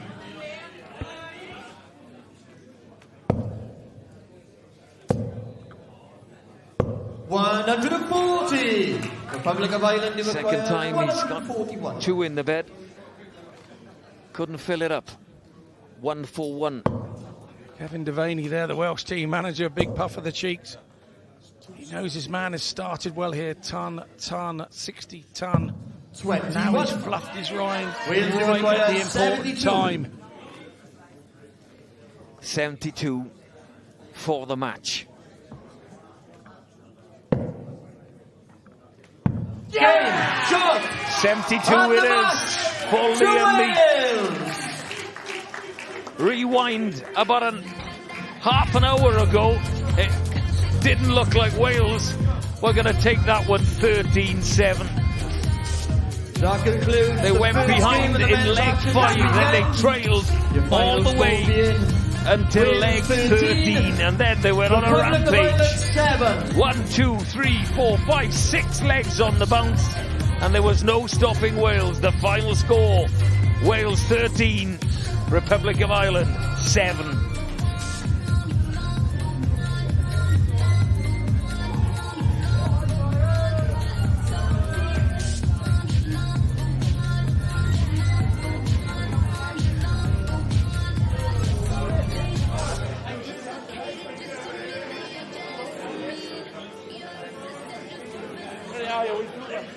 Boys, I'll get you all to tuck in. I mean, congratulations, first of all, David. I'll come to you. How much does that win mean, considering you came from behind? You had to show so much grit and so much character. It's just deja vu, really, wasn't it? We were You've got behind. a habit of doing this, haven't you? Yeah, we were behind, and we won that one. We were behind and won this one. So all the best to them. They're a really good team, but just not as good as us. Liam, you sealed the deal up there just now. You went out on 72. Just to know on your performance, how did you feel up there? I lost the first 2. That doesn't matter now. No, it's about time they carry me, these boys. No, but I won the last 2. We're all a team. We all get along. It's brilliant. I love it. Proud on the Welsh shirt is brilliant. I love it. So proud of the boys. Absolutely. Mark, can I come to you as team captain? Just what did you make of that performance up there tonight? Well, we had a slow start, but we showed character, dug in, and then that's what we do. We just get the wins. And right, I've got to talk about this young man here. Yeah. Where have you been all this time? Because you looked so cool and calm and collected up on that oche. Did you feel that calm? Well, obviously not. It was my debut in this tournament, but playing with a bunch of guys like this, they've won the World Cup, and I knew, even if I didn't play my best, with a team like this, even if I play bad, we can go all the way. Liam, I saw you give Ieuan a massive clutch after he came back after one of his legs. Just how much of a star is he? I've known him a lot longer than these boys, right? And I always knew he's left-handed, he's blonde, he's handsome, he's just like me. Is he yours? Is he yours? Little sexy and a big sexy. I love him. He was brilliant. He was brilliant. Fair play to him. So proud of him. Superb. Yeah, we've loved watching you so far in this competition. A Llew, wel, o ti nerfus lan o gwbl, pan o'ch chi tu ôl, a wedyn ti gath y cymal holl bwysig i wneud 1-6 yr un, a wedyn ni, nath y momentum just newid yn gyfan gwbl i Gymru. Do, y cymal cyntaf, o'n i'n teimlo'r pwysau, yn wedig yn erbyn Adrian yn y gêm cyntaf, o'n i'n teimlo fel, o'n i'n gwybod bod y dechrau, i'n gwybod cyntaf 13 yw ond cymal cyntaf, o'n i'n teimlo bod wedi gadael y boes lawr, ond na, i fod yn ffed, o'n i'n ôl mewn iddo fe, a na, pob ochr teg, o'n i gyd i, ar ôl yr 34 cymal cyntaf, o'n i gyd wedi tynnu'n pwysau, na, i fod yn ffed, o'n i gyd i war yn arbennig wedyn, so na, o'n i'n buzzing.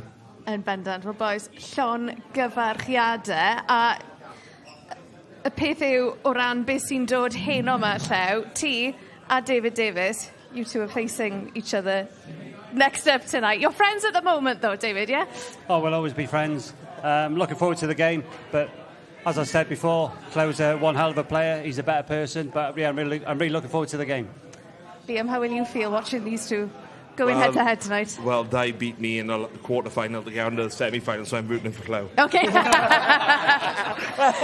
on that note, boys, I will let you go. Llongyfarchiadau. David, Llew, we will see you later on tonight. Newn ni weld chi nes ymlaen. Diolch yn fawr. Ni wastad yn joio gyda boes Cymru fan hyn yn y Chwe Gwlad. Reit te, amser am ei gwyl bach fer fan hyn. Mae'r dynon, mae nhw wedi ennill yn barod heno, yw menywod Cymru yn mynd i allu wneud yr un peth. Achos bydd nhw'n wynebu'r iseldiroedd ar ôl yr egwyl, pidwch mynd yn bell.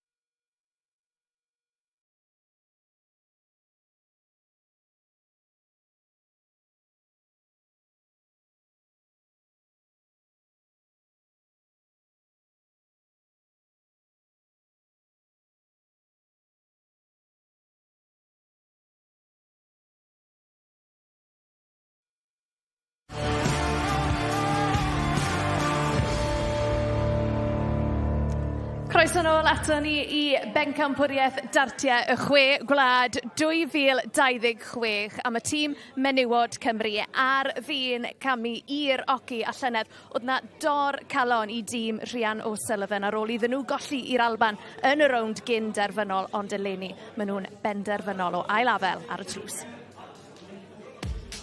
From Wales, it's Rhian O'Sullivan, Eve Watson and Rachel Kinger. Dwbl 20 I orffen!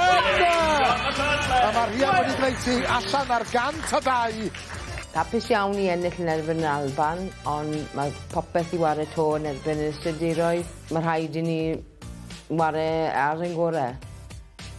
Wel, fi'n credu achos o'n I wedi ennill nôl yn 2024, ni'n gwybod beth mae fe fel I ennill, a mae fe'n galed, ond mae fe sy'n byd fel e. So ni moyn hwnna nôl, a ni moyn neud y to. A gobeithio hwn yw'r amser a'r flwyddyn ni'n gallu neud e. Wales this year, I think we've got a massive chance of winning it. We're all on good form. We're enjoying our darts at the moment. We're playing well together. There's no reason why Wales can't go on to win this weekend. Mae'r iseldiroedd yn tîm dda a maen nhw'n gyson iawn, so rhaid I ni wneud beth ni'n gallu wneud. Good shot. And a nice play. Netherlands in general, they've got absolutely great players. I'm not too sure about this team. Hopefully, we'll give them a good game. And yeah, hopefully we'll get over the line and win. Walking onto that hockey, you know, with that world dragging on your back, there's no better feeling in the world. There's a lot of darts going on right now, but the opportunity to put a shirt on that, you know, you can represent your country, it's the best feeling in the world, and I don't think there's any other tournament that will give you such satisfaction and that feeling of achievement than walking out and playing for me, playing for Wales.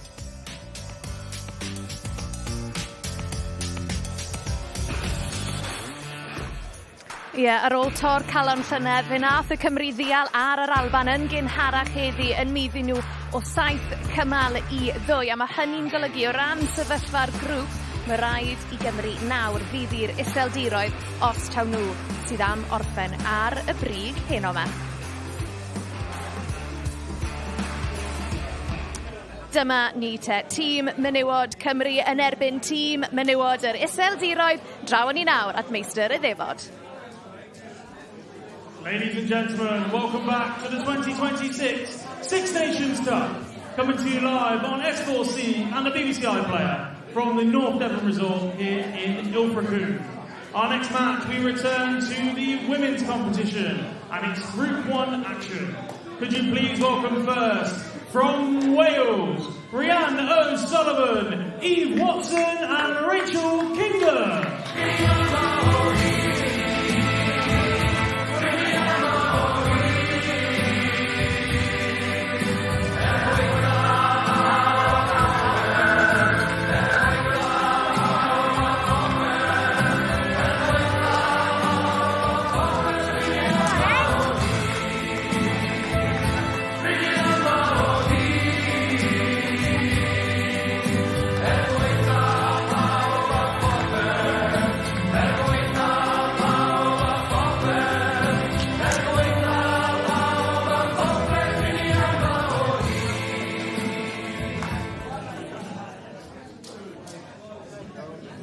And their opponents from the Netherlands, could you please welcome Priscilla Steenbergen, Adriana van Wegenen Vermaat, and Kelly Straith.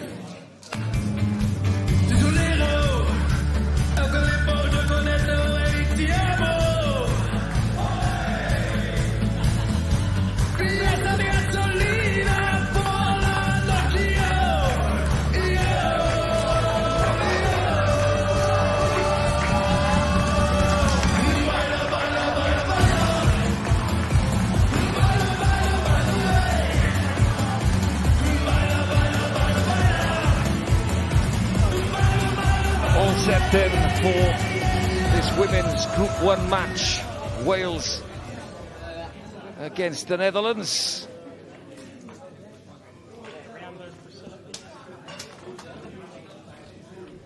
Netherlands need a win. Wales want another one. 6 darts each to warm up. First time they step to the hockey, Rhian O'Sullivan singing along to Amau Hyd, David Iwan's famous track against Priscilla Steenbergen.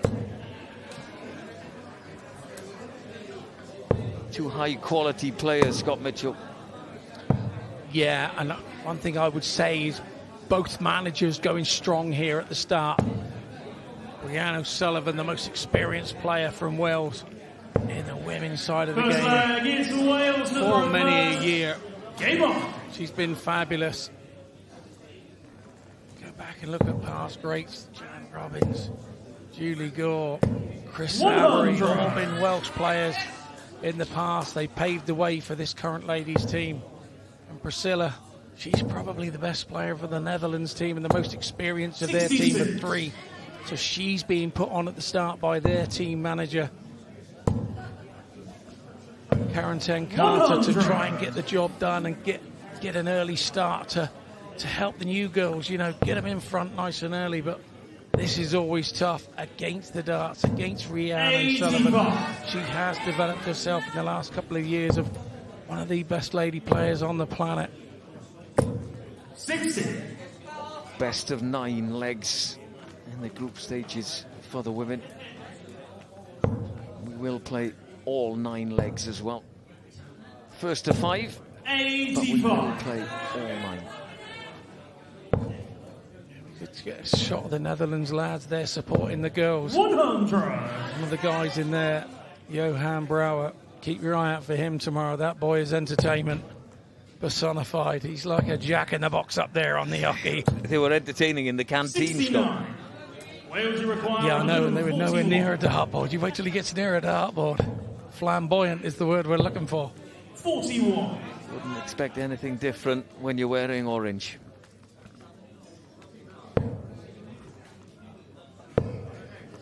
Rhian O'Sullivan left on a ton. 40. I was going to ask, is that still in the board? Wales, you require 100. Well, I thought there was going to be a steward's inquiry there, but the jury is still out. Our referee says, no, it's not touching the board. Clear daylight between the point 60. And the board. Netherlands, you require 40 was the call. 156 is on for Steenbergen. Still on. 156. Takes the first leg against the throw for Priscilla Steenbergen out of nowhere. She finds 2 trebles and double 18. That's the way to start the match when your potential best players go head to head. Brilliant finish in the situation. Unbelievable. Look, the coolest person in the place when going for that double 18. Brilliant from her. What lift is that going to give her players now?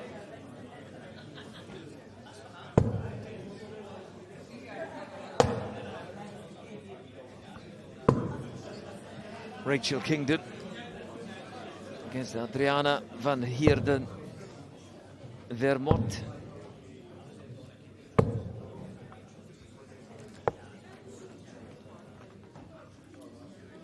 The unique style of Rachel Kingdon. Second leg, it's the Netherlands to throw first. Game on. Adriana Herden Vermat. I'd like to see you try saying that with a mouthful of peanuts. It's hard enough without them. We haven't got any. Should we call her just Adriana? We'll call her Adriana. I think it's the name of a ship, isn't it? A cruise liner, but we'll call her Adriana. Just you and I. We won't tell anybody else that we don't know how to say our surname.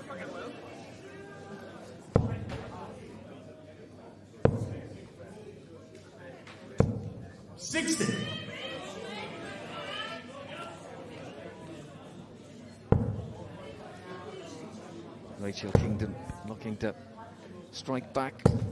41. Take the throw. Steenbergen broke Rhian O'Sullivan with that magic 156. 81. Good last start from Adriana.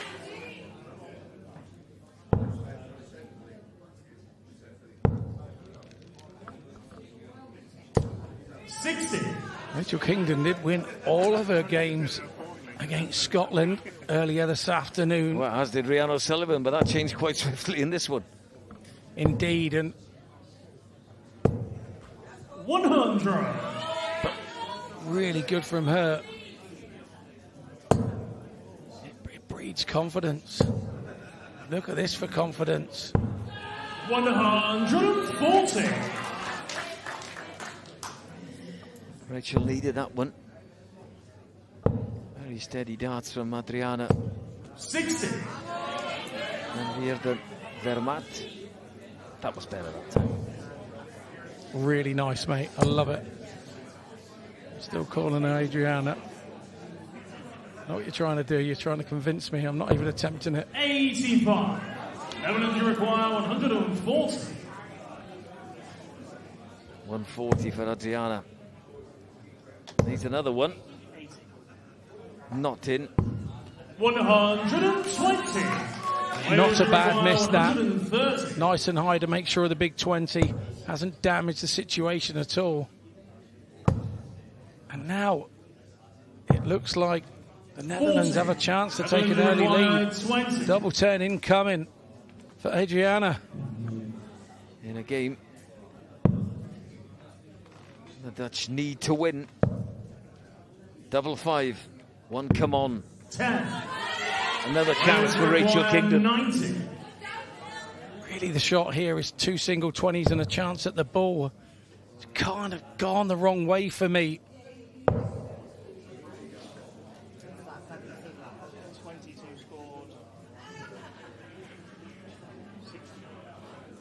Just confirming the score there with our referee. 82. Netherlands, you required 10. She worked that out in the end, but will she get a chance to go for double 4? Adriana needs double 5 and finds it. The Netherlands lead 2-0 against Wales.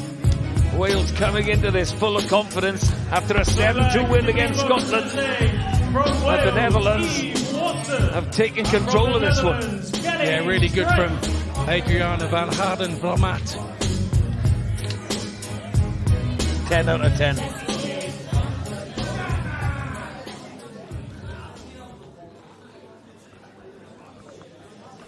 Third leg. Eve Watson against Kelly Streif. Watson just won 1 of her 3 legs in the opener against Scotland. She'll want to improve in this clash, and Wales needed to improve. They need something to happen, and they need it to happen pretty swiftly, because this is the best of 9. Yeah, and the games come thick and fast and quickly. Some of these ladies don't hang about. They're quite fast throwers, and before you know it, if you're not careful with this, the game can pass you by. Eve Watson has the darts, and that's the way to start. 135.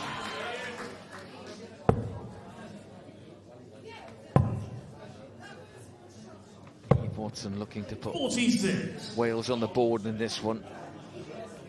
Their second, their final group match. Yeah, good scoring there for Eve Watson, like you say. She won 1 in her previous match out of the 3. Kelly was in the same boat for the Netherlands. She won 1 out of her 3. So one of these 2 ladies are going to go on to 2 wins for today. And you would think for the Welsh cause, it needs to be Eve Watson. 100. Again, looks cool as a cucumber up there. Scoring from her, 135, 125, 100. Right up there with the world's very best ladies. Eve, you require 141. That's the target. Started on 17s. 53.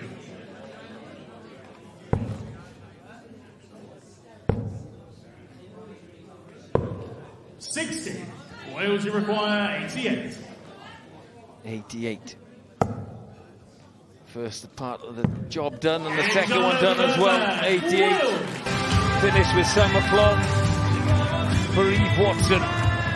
That leg puts Wales back in the match, puts Wales on the board. No nonsense from Eve Watson. First 9 darts, superb. 135, 125, 100. Gets herself down to 88. 2-dart finish on there. Stops the rot immediately. Yes, it's 2-1 to the Netherlands, but Wales are back in it early doors.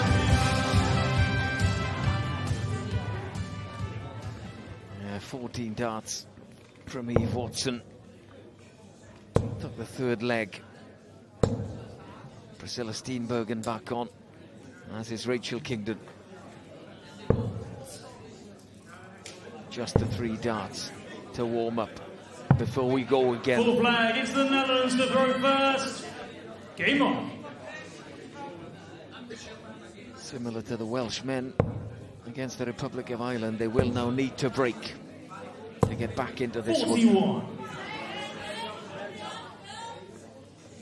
Yes, indeed, and Steenbergen with that sensational 1-5-6 in our opening match 60 of this game, and superb. You can see from the Netherlands on the practice board. They are there watching Priscilla, and a really good switch from her. Treble 20 looked a little bit wobbly, didn't like the lie. Goes downstairs, hits 2 treble 19s instead. Super use of using the open bed there from Steenbergen. Yeah, good response from hitting 41 on her first visit. Again, that adjustment. And that one, excellent darts. She's got to be feeling $1 million. No, yeah, probably €1 million, not $1 million. €1 million as she's got to be after that 1-5-6. Confidence cannot be higher. 60. You'd be having to scrape her off the roof there with a paint scraper. He's that confident at the minute. Plenty of time 60 for Priscilla Steenbergen. Rachel Kingdon. 1-3-3-8. She's not played badly here, Rachel Kingdon. She's finally found her first treble with her 4th visit. The problem for her is the double treble visits from Steenbergen early doors. Treble 20 here, will leave a double 10. She won't mind that. She'll be quite happy with the single 20 to double top. Hang on a minute here. We know Kingdon's a scorer. 98. Netherlands, you Okay, require I see the 60. reason for that. Get the 8 off, 140 left. Now she has to go to the right of that first dart and does it beautifully. Absolutely beautiful. Priscilla, using her experience there, gets in there, showed her experience there. Good stuff from her. Gets the Netherlands back to that 2-leg advantage. They lead Wales 3-1. Eve Watson back up. Adriana Van Deerden Vermaat is back on the stage as well. Wales cannot afford to lose these crucial next 2 legs.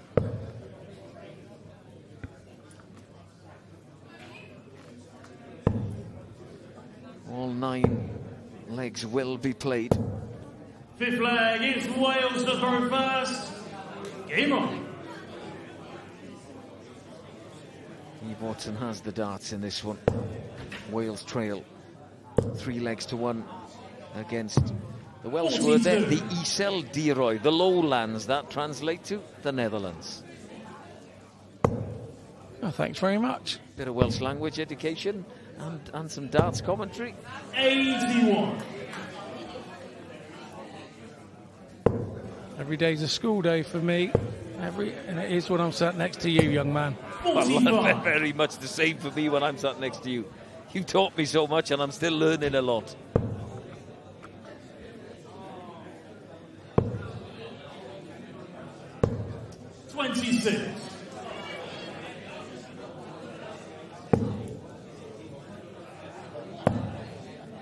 They're all crucial legs now. 100. For Wales and for the Netherlands. If the Netherlands lose this, they're simply out of the competition. They'll be playing that 5th, 6th playoff match where nobody wants to play. Yeah, I did actually speak to the manager during the break. We had a break there for 40 minutes or so while everybody grabbed a bit of sustenance, and before we came back on this evening, and she said, you know, she had new players, maybe a little bit experienced at the format. They don't play the format. Only Priscilla is the only one. But I said, you have to now look at the positive. They've played it now. They know how they feel.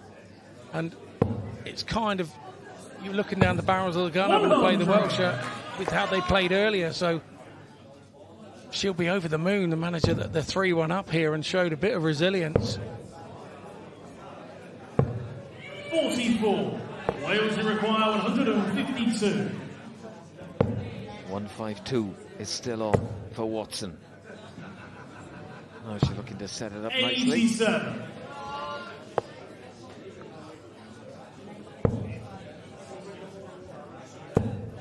Adriana needs a treble. 60. Wales require 65.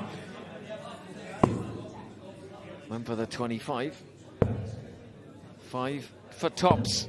45. Netherlands require 150. Oh, we see the 156 from the Netherlands. Are we going to see a 150? Another one of those. Oh my word, double 18. Oh, what an attempt. What an attempt from Van Harden Vermaat. Wow. That might have rocked Eve Watson a little bit because she misses double 10. Adriana is back for double 9. It did, but this is a cagey double 9. You need to throw the first one outside and give yourself a chance. Double 4. Stares it out, but it still doesn't go. And after all the good work on the 150, she's now had 4 darts for the legs. Watson on the dodgy double 5. Nothing dodgy about that. Clench of the fist from her. This is now to-ing and fro-ing like a seesaw. It is indeed. The gap down to 1 leg. Wales 2, the Netherlands 3, and Rhian O'Sullivan and Kelly Street are stepping back onto the stage. Watson has a little smile on her face. I think, I got away with one there. Like Scott Mitchell said, we've had a 156 from Steenberg and almost a 150 from Adriana van Heerden Vermaat. But the Netherlands still lead.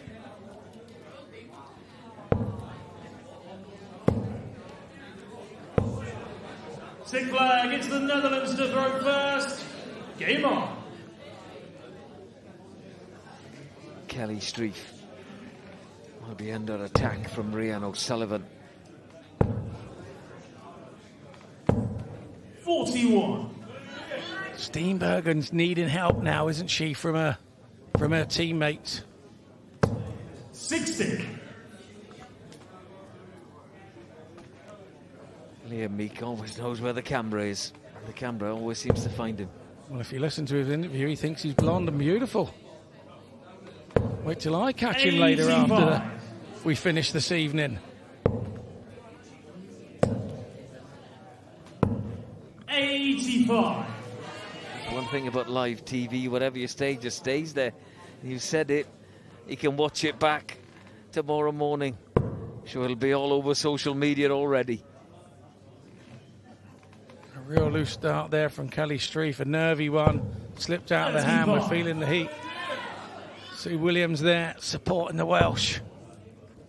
The Welsh Darts Organisation alongside Wayne. Brilliant job they've done for years and years, and you kind of wonder how Welsh Darts Organisation would have got through the last 10 years without them. They've been fantastic. 60. What they don't know about darts ain't worth knowing.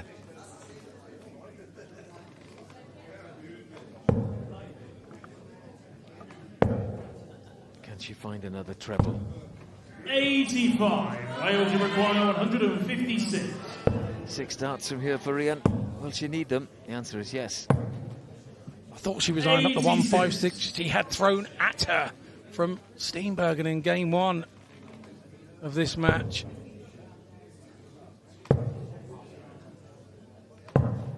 46. Wales, you require 70. 70 for Rhian O'Sullivan. To make it 3 apiece. Double top it is. We're all square. In Group 1 between Wales and the Netherlands. Rhian O'Sullivan celebrating. She means business. She's determined to win this title back for Wales.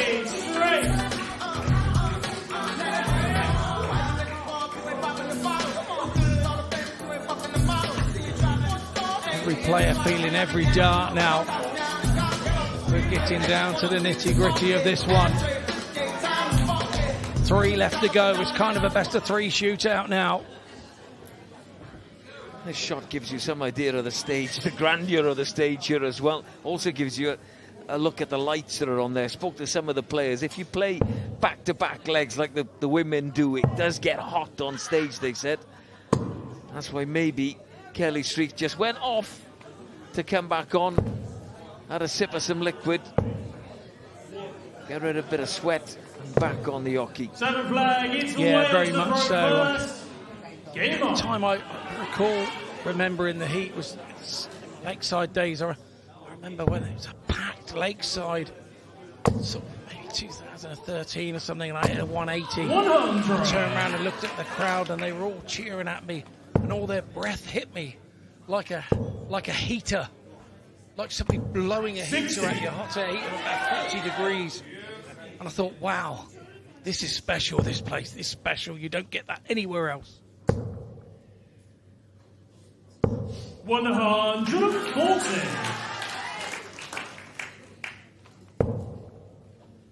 Very solid indeed from Rachel Kingdon. A ton and a ton 40. 41.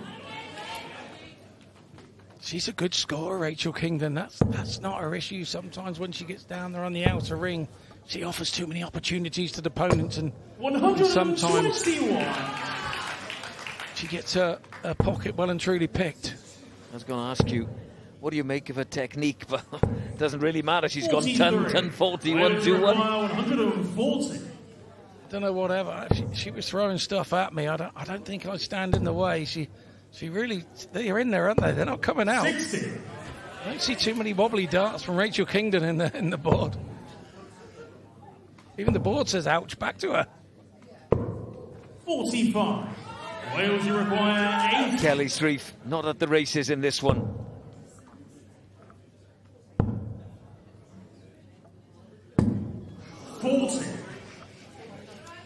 Early, brilliant. Even Liam Meekfate there. Look at him. Throwing every dart with the ladies. His job's done for the evening. 45. Wales, you require Tops it is then. To put Wales ahead for the very first time in this clash against the Netherlands. Wales lead 4-3.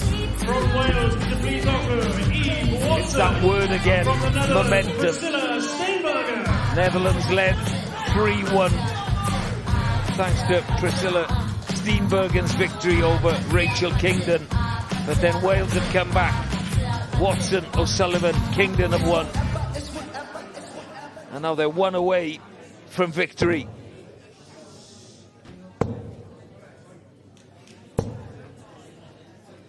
Wales win this one. They will finish top of Group 1. 8th flag, it's the Netherlands. Sue, Rachel there. That's what it means to people. Does it have to have monetary value attached to it? Of course it doesn't. Not when you play for your country or your club sometimes, you know, your county, wherever you may be playing. You play so much better if it means so much more. I remember the Gwent legend Peter Johns telling me early doors when I got picked for England, he said, once you're an internationalist, they can't take it away. You're always an internationalist in everybody's eyes. And he was absolutely right. I hope you're watching, Peter. You were part of those teams that have paved the way for the current teams. 41.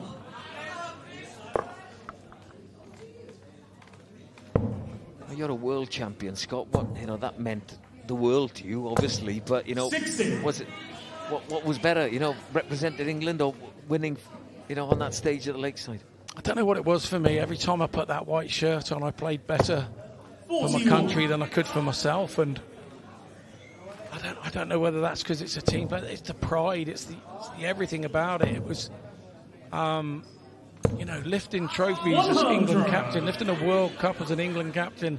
If I'd have done that as a footballer, I wouldn't have to buy a beer in any pub for the rest of my life. And we'd do it at darts, and we had a manager at one time that won 6 World Cups and what have you, and was virtually unknown. So it's really strange, because if that was happening these days, look what's going on with England winning the PDC World Cup. 140. The highlight in the game now, and the Littler effect has changed the game. But I'm most proud of my achievements with the England side. And I remember I had a time where I had the Europe Cup, the World Cup, and the Six Nations Cup in my house at the same time with the World Championship trophy. In Johnny Ekblad, the Netherlands. Priscilla Steenbergen has squared things up in this clash. Impressive. Short work of Eve Watson. And we're going all the way in this clash. Really impressive. Keeps her team afloat as well. 3 from 3 from her. The team appreciate that. The lads appreciate that. And so we go down to our last leg decider. You're talking about the manager's role. Who's coming up last for Wales? Rhian O'Sullivan. She's going up against Adriana van Heerden Vermaat. The experience of O'Sullivan against Adriana, you know, who's appearing in her first Six Nations. It's exactly the matchup you want if you're Welsh. And what's happened here is you've only got to look at it. Rhian's played number 1, number 6, number 9. And that's perfect. She comes to the tail end of the game if her teammates haven't done it. We've got a dart gone down into the light, and you don't want to look down into that light. Otherwise, you're seeing white dots in your eyes for the next 5 minutes. So she wisely, again, a bit of experience there, gets Jack Garwood, our referee, to put his eyes in there. Now we probably won't see what she's scoring, but that's not the point. The point is she was clever enough not to do it herself. This is it then. One leg, the decider. Rhian O'Sullivan against Adriana van Heerden Vermaat. And a 43 for O'Sullivan. Not the way she wanted to start. And look at Adriana. 100.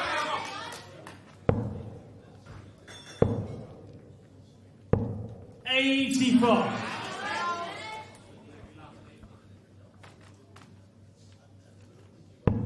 Interesting use of flags. 45.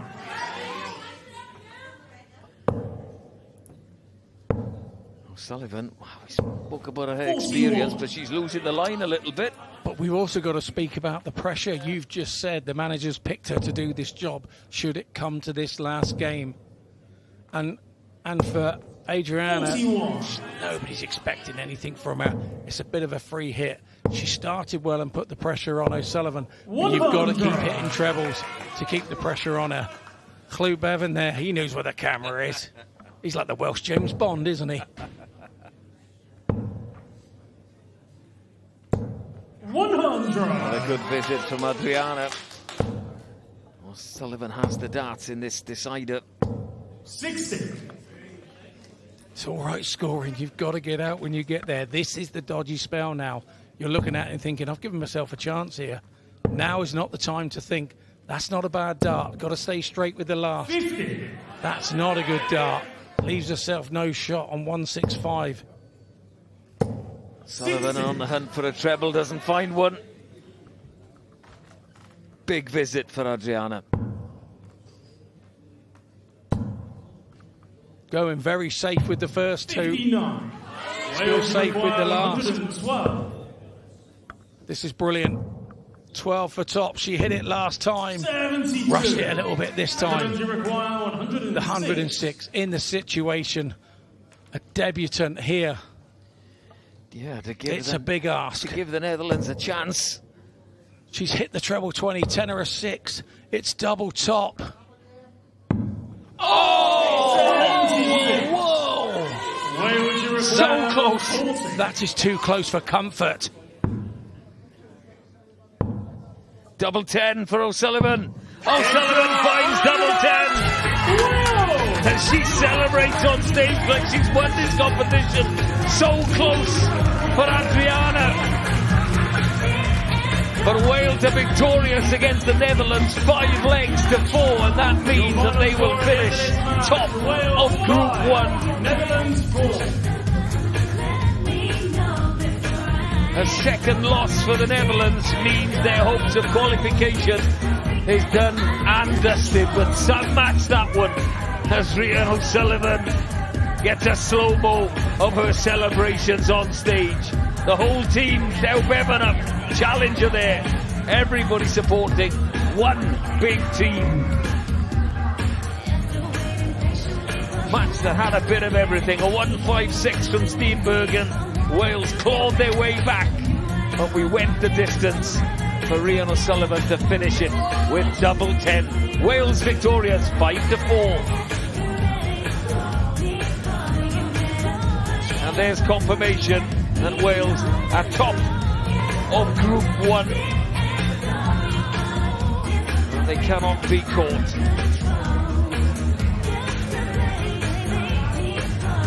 One game remains.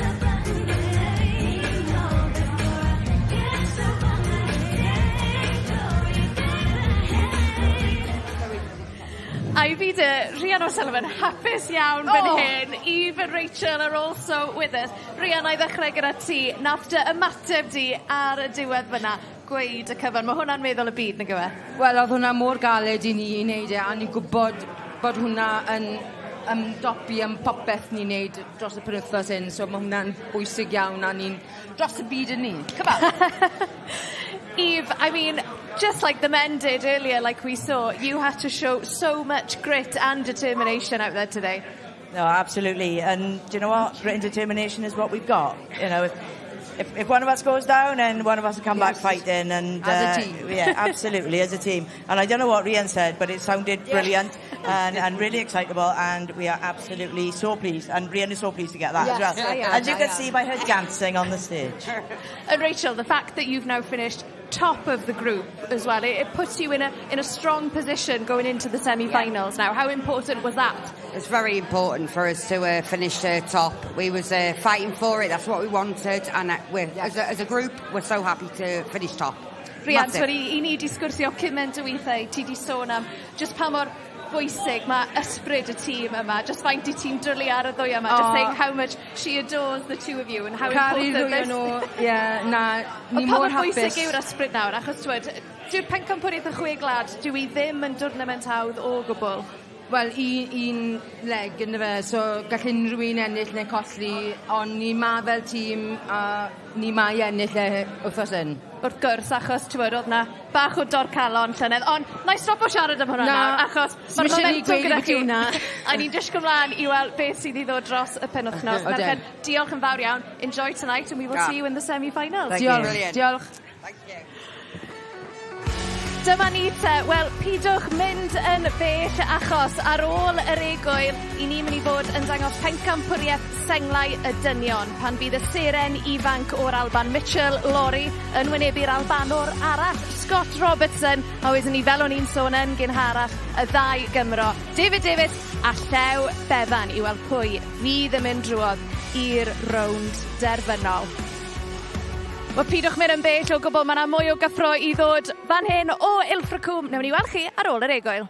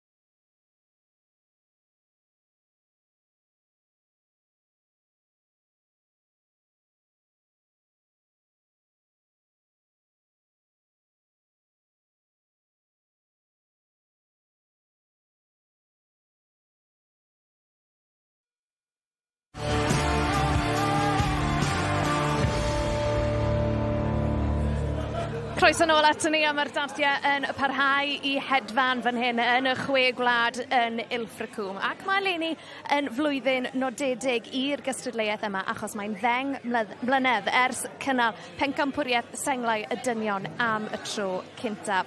Ac I ni wedi gweld rhai o gewri byd y Ddartiau yn cael eu coroni. Gan gynnwys aelod o'n tîm ni, rhan o'r tîm sylwebu yn y Saesneg, Scott Mitchell.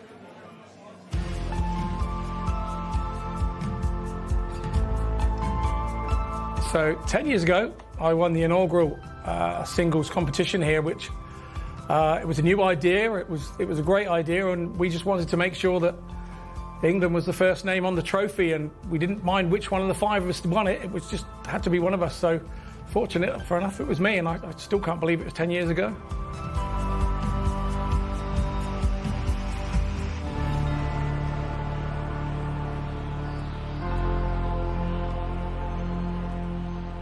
Means a lot for me to be here. I love it when I play with Scotland. It's probably one of my... Every time I put on a Scotland jersey, I'm just a different person. I'm a different animal, really. I want to win so much more. I want to win 10 times more than what I do when I play with myself. I'm happy enough to play Mitchell. I've played long enough to understand that I can play darts, and I'm happy to play Mitchell. And what will be, will be. It's hard playing a teammate, obviously, but when you're up there, you want to win, don't you? But it's a win-win situation, isn't it? There's a Scottish person going to the final, so that's all that matters. I'm an old school player. I'm 50 years old now, and Mitchell's a young lad, so I think that maybe, hopefully experience could maybe tell a tale of it. But we'll see. Mitchell's a cracking player. He's definitely the future.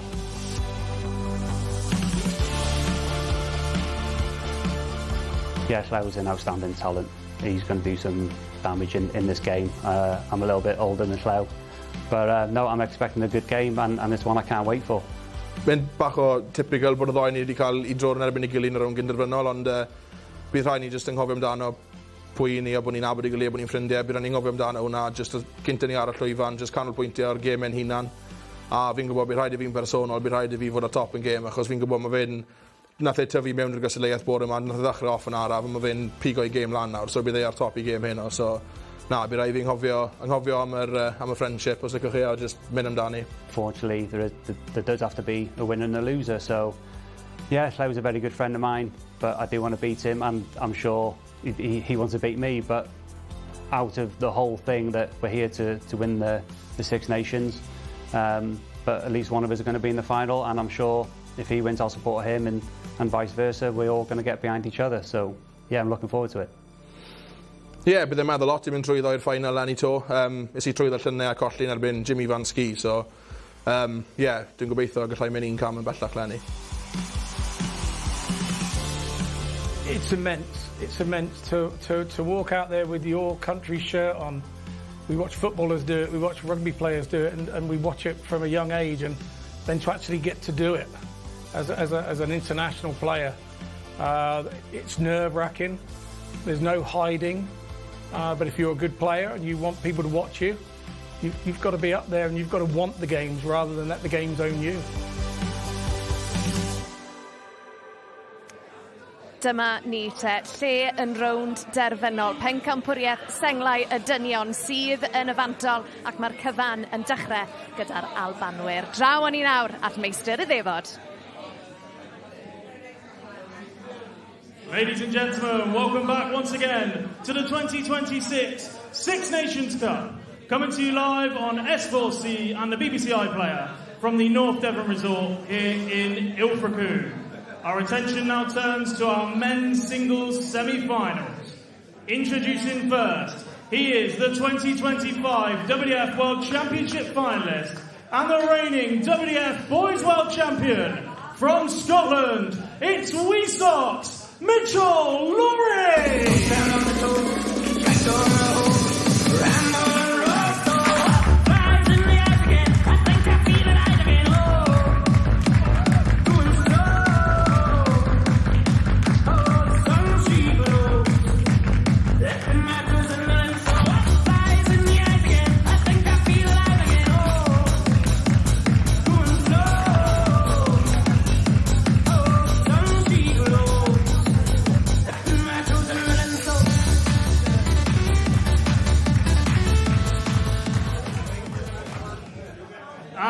opponent. He is the 2026 Danish Masters and England Open champion. From Scotland, could you please welcome Scott Robertson?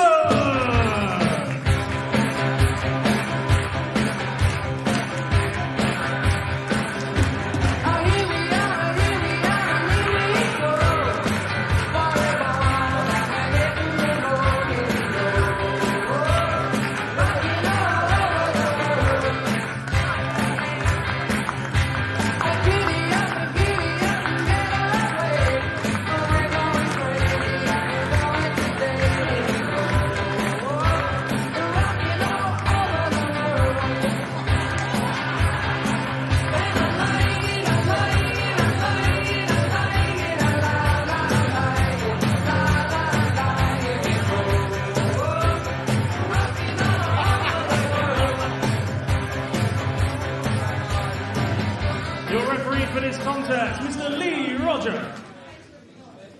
Well, I suppose there is no prouder way of representing Scotland than representing Scotland in a kilt, and that is exactly what Scott Robertson is doing in this game against Mitchell. The first of the singles semi-finals in the men's competition, and actually, in terms of qualifying for this stage, Scott Robertson has been the most impressive performer of everybody up against Mitchell Lawrie, who is perhaps the next big thing off of this assembly line of young talents.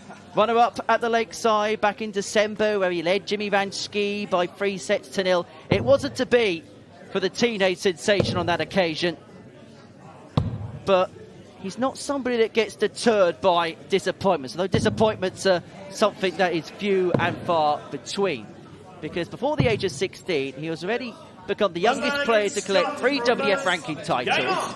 He now has 6 of them.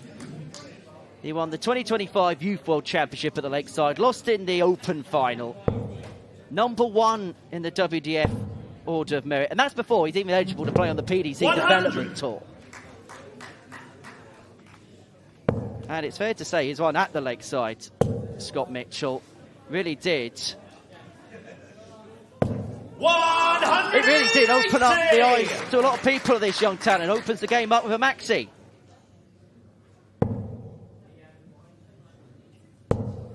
He does this fairly often and makes it look so easy. Oh, hang on a second. Just for a second, we were thinking he might well open up this game in perfect style. And now, he's playing a game of Ask the Audience.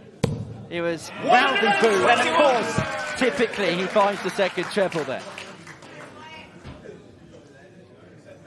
Yeah, very much so, but I think the reaction shows exactly what he's thinking every time he goes up there and opens a leg with a 180. Shot of Jamie Bain there in the crowd. He was the 2023 Six Nations Singles Champion. Reason I know, he picked me in the final easily. Well, some first leg this for Mitchell, leaving himself on a ton after 9. Potential liver darter to kick things off. Mitchell, you require 100. Perfect guy, double 10. 90. Just on the inside, but he does have time to his side.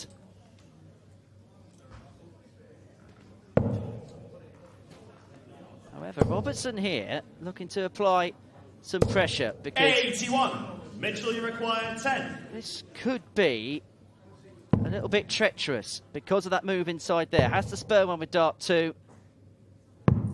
Unable to find double 2. Scott, you require 100.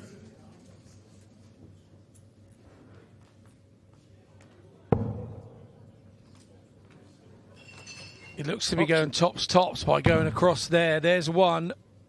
80. Oh, that is unfortunate. Mitchell, you require 2. The old man going the young man's way. That really would have been a steal. No score. But Mitchell Lawrie has missed a plethora of opportunities to get this opening leg sewn up. It's a holder throw, but it'll feel like a break for Scott Robertson. That is an absolute steal.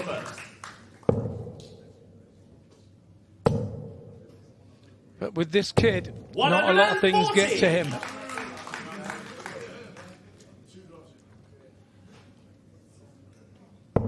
Got here Mitchell Lorry, courtesy of a 4-2 win against Barry Van Peer in the opening round. His best performance came in the last 16, a 4-0 win over Sean Holly, averaging just a shade under 92.5, and then beat Gary Surgeon of Northern Ireland by 4-2 in the quarterfinals.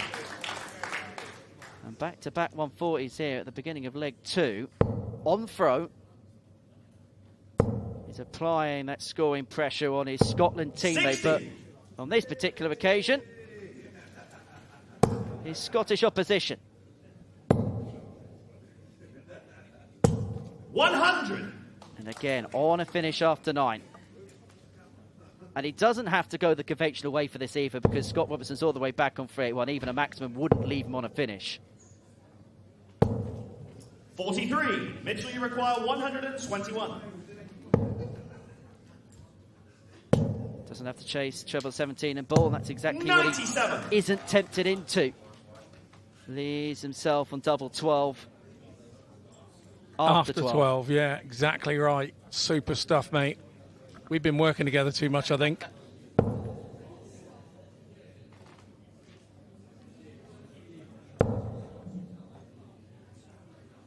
But he's just constantly leaving himself there or thereabouts after 3-4 visits in a leg. And he's got a bit more breathing space this time around.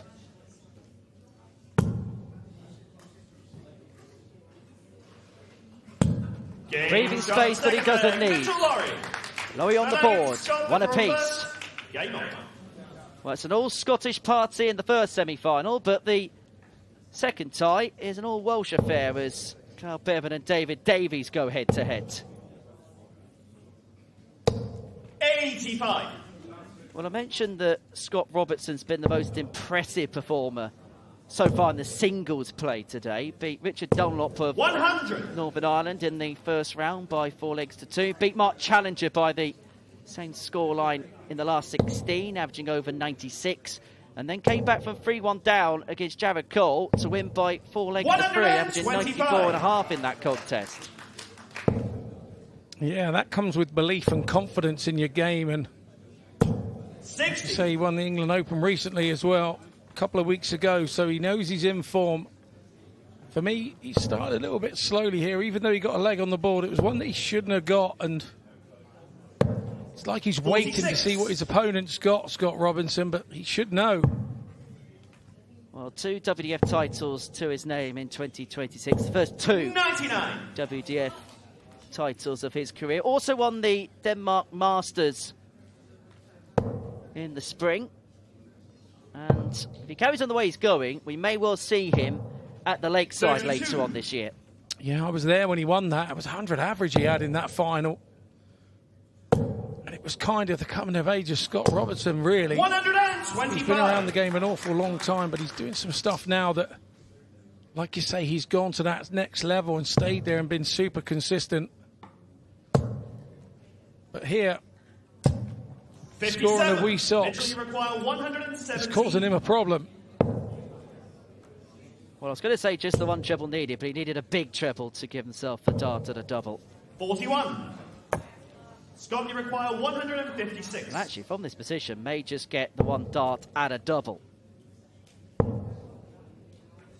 Just to hit the front. 100.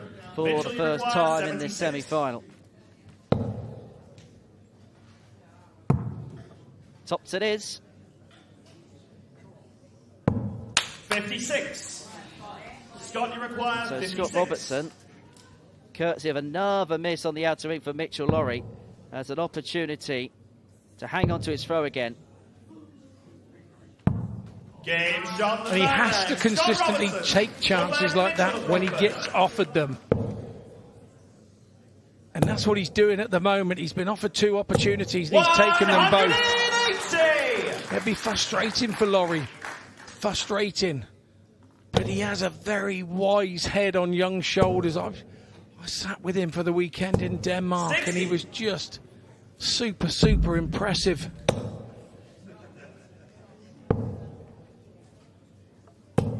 And for players like Scott Robertson, sometimes it comes a little bit later on, doesn't it? Now aged 50.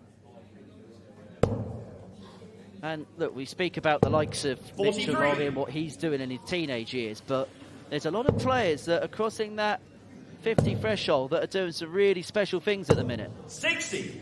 You referenced Derek Coulson earlier on this afternoon, and Scott Robertson success in 2026 has kind of been in a similar vein. Yeah, I totally agree. 58. Some people mature and their game matures with age because they're not so worried about it. Not expecting so much of them maybe than when they were younger. 135.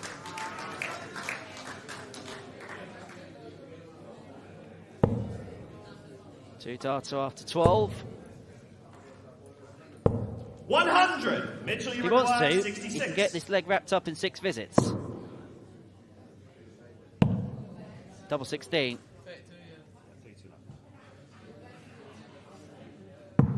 Well, that time, no mistake. And we are back on terms at 2 apiece. Second leg 1, second 15 data for the young man.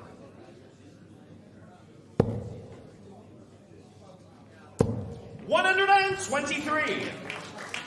And to think he's still not eligible to play at Q School yet, still not eligible to play on the PDC Development Tour. But yet, on the WGS circuit, he is seemingly the dominant force.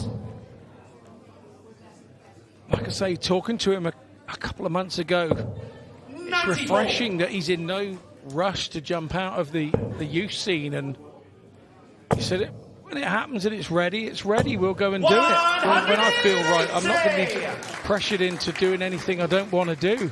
I'm really enjoying the game at the moment. I'm not feeling that there's any pressure. I'm enjoying winning. So why would you not continue that? The more winning you do, the better your confidence is. And it's a very mature attitude for one so young. Also plays a lot of darts on the Junior Darts Corporation circuit, 41. where they've had a round-robin Power League over the last few months, and he's been a dominant force in that. Doesn't matter where he goes, he is tasting success everywhere. And trust me, there's some frightening young talents who play in that. 180. Mitchell, you require 140. Well, second 180 of the leg, split one apiece. Oh, hang on a second, double 10 for a 140 finish. And it would be for a breaker throw, which would give him the darts for the match in the next. 120. Grazes the wire. 64. But these are the gilt-edged chances that Scott Robertson has to take. Just feels like everything is must hit. 48. And that time is not up to the task. Require 20. A chance of a breaker throw for Mitchell Lorry. Game shot. And he takes it, doesn't offer a second opportunity. Good stuff for him. Tough one for the Scottish supporters. Cheering both players, it's not difficult. Just enjoy having 60. The two talents in your team. That's what I advise. And when you look at the standing he's playing at, 15, 15, 16, you're forcing 140 on-throw players to break in 12 darts. That's 4 visits to the board. And you've just explained to everybody who is watching this why he's so special. His consistency, it's so very, very special. Scott Robertson's better half there. Whereas I know her as Fireball. Because of a certain drink she was on the day that I met her. Very happy she was. 140 leads Mitchell on a finish. 100. Unable to get some. Robertson here, 6 darts on 226 to take us all the way to the last leg decider.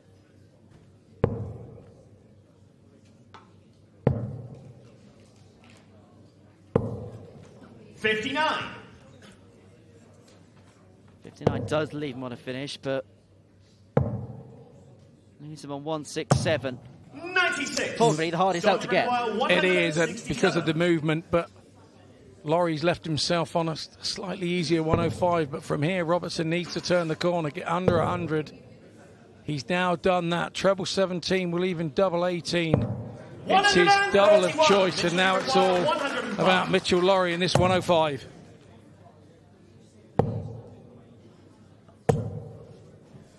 $55. Scott, unable you to get. require 36. And so Robertson here to take us all the way to a last leg decider. Perfect guide. Utilised perfectly, and we're going to go the distance. 7th and final leg, Scott to throw first. Game on. And it is Robertson with the honour. The honour that he won with a bull-up in the practice room. And maybe the most important dart in this game, Scott, might be a dart that we didn't even see. The one that determines who threw first. It can be the case. You're absolutely right, Henry, but at the end of the day, Mitchell Lawrie won't be thinking that. If you think about those first couple of legs where he offered opportunities where got away, but we're a long way from that yet. Robertson's still got to hold his throw. He's under pressure from Lawrie, who's opened up with a 140. 43. Certainly a striking look that Scott Robertson has with the kilt. Reminds me of McDanger at Lakeside all those years ago. 34. National pride, that's what's at stake this weekend. Lawrie's overturned the throw in this last leg, courtesy of two triple visits. He's got 6 here from 227 to get this wrapped up. And that helped his cause no end. Brilliance again from Lawrie. 140, 134, 140 against the throw. This is world class no matter where you throw in your darts. 98. Mitchell, you require 87. Potential 11 darter to wrap it up. 81 left. Treble 19, double 12, or treble 15, double 18 could also be an option, or treble 17 for double 15. It's the littler route. Game shot. And just like the Newt, this young talent just continues to deliver. Mitchell Lawrie is into the final of the Six Nations singles. He beats his Scotland teammate Scott Robertson in a last leg decider. So Mitchell Lawrie will represent Scotland in the final. We'll find out shortly which Welshman's going to join him. It's finished Mitchell Lawrie 4, Scott Robertson 3 in the first semi-final.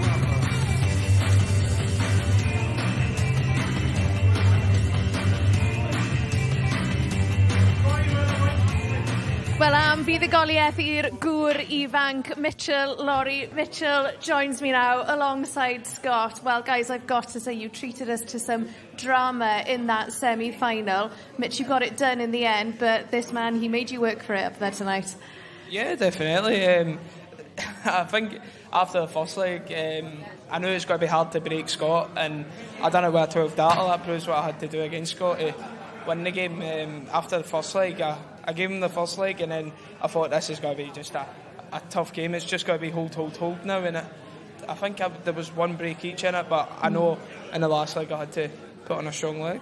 Yeah, it was highly competitive, and Scott, you know, we know how much of a young star Mitchell Lawrie is. You know, what was going through your mind during that match? Because it felt like every single leg you just had to go for it.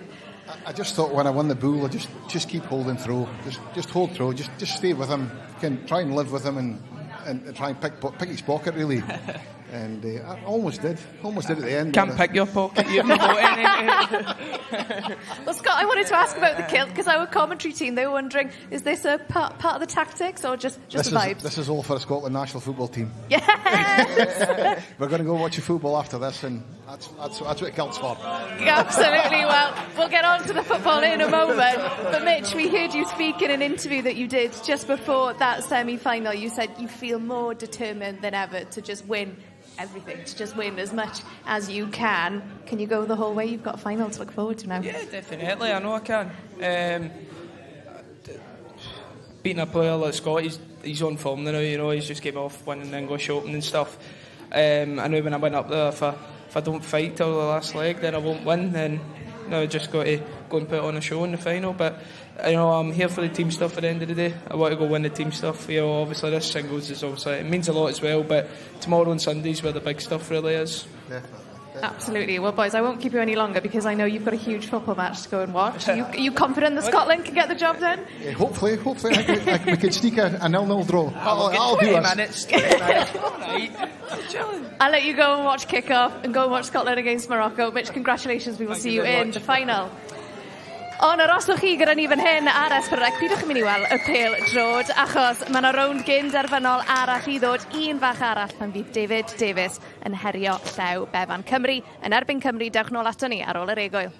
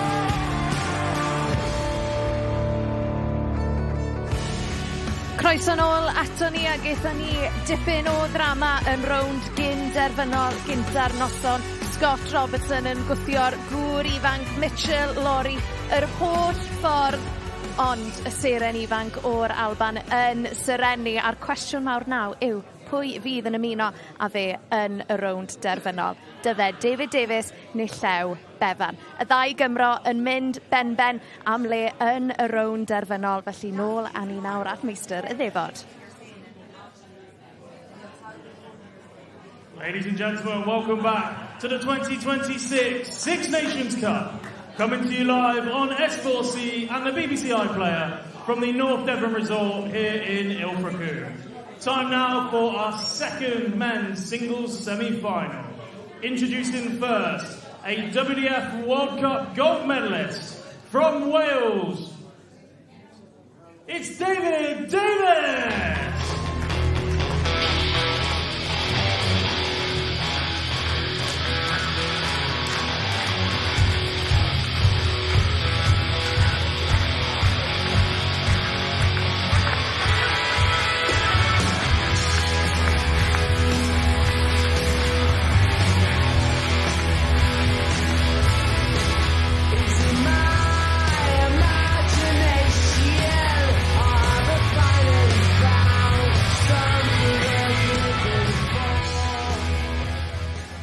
His opponent, he is also a WDF World Cup gold medalist from Wales. It's Gwlad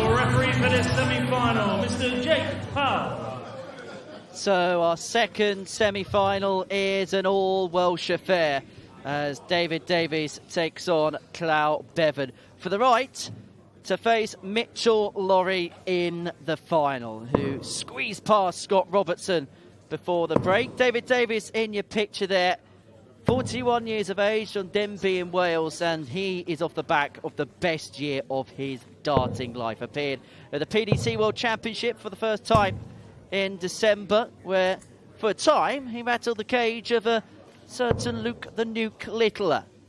2026 has been a little bit quieter for Di, owing mainly to the fact that he owes a lot of annual leave for his darting excursions last year. Up against Gwlad Bevan, who actually is a Guinness World Record holder, Scott. Holds the record for the quickest around the clock, which involves hitting every number in order from 1 to 20, which he achieved in 1 minute and 19 seconds. Takes you about a minute and 19 seconds just to throw the first dart, doesn't it? Yeah, welcome back to the English side of the commentary box, Henry. It's always good to have you back. 104! Yeah, that's pretty special, isn't it? Really is good. And if you're at home and you think that's really easy, just give it a go. Stopwatches on your phones. Give it a go if you think it's easy. That's Claire, David's partner.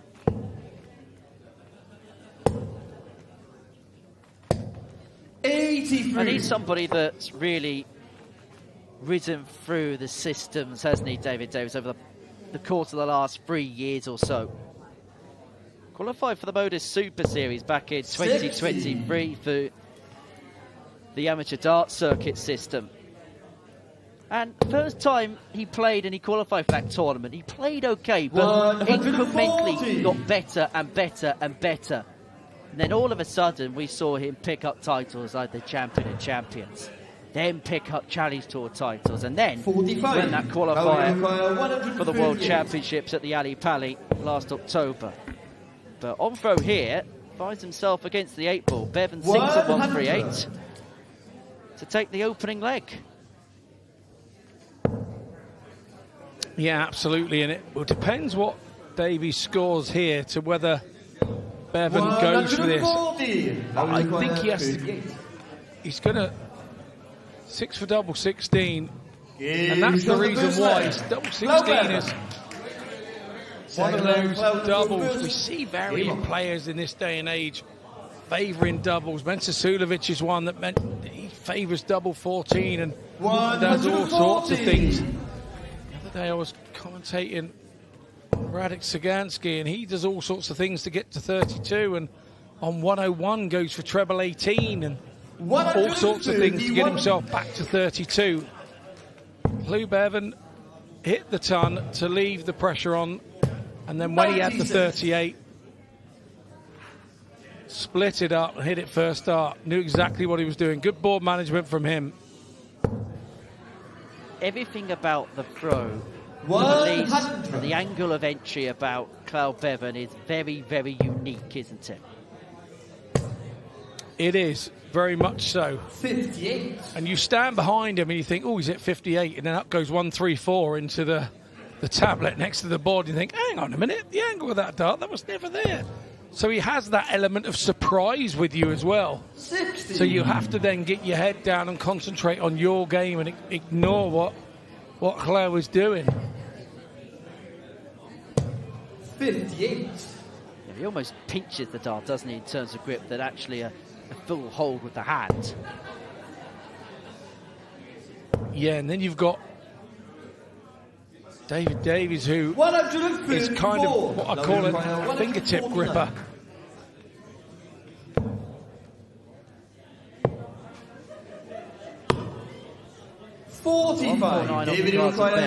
Davies should get a dart at tops here to level this game back up at 1 apiece. 2-8s it is. 60. But 2-8's not found. Chwe require 104. Bevan here looking at 104 to really take control of this contest. Tops it is. 64. High of the mark. David, you require 60. You have to remember, as we start and touch the hour of quarter to 11, these guys were in playing their first matches this morning at 10 o'clock. They would have been up and had an early breakfast.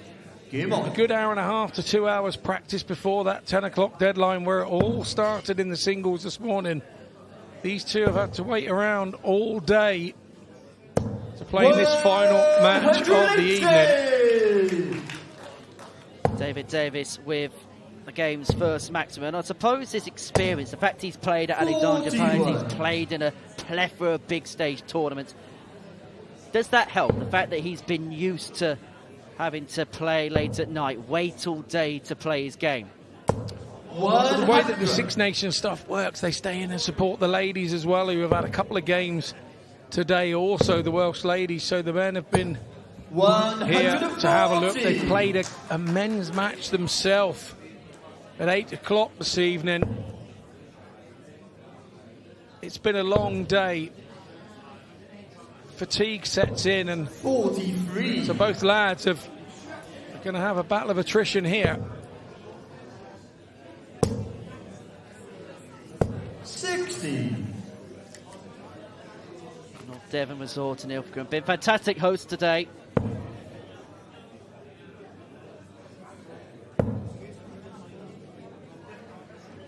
Hopefully just the hors d'oeuvre of what should be a brilliant weekend's worth of darts. Davies left himself on tops after 12 to get his nose in front for the first time in the contest. 57. David, you require 40. Yeah, absolutely. That's 76 from leg 2 and a nice little 2-dart finish. Seems to have lit the blue touch paper for David Davis. David Davis. Full flag is To hold the throw for him, he goes 2-1 up. Game on.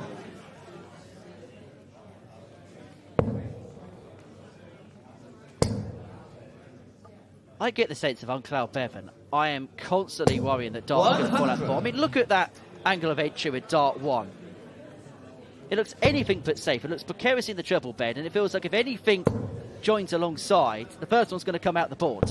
I'm going to get the commentator's curse. I've played Cloud Bevan, and the angle of the dart going in, it doesn't fall out because it's going in at 90 degrees to the sisal and 90 degrees to the bladed wire system.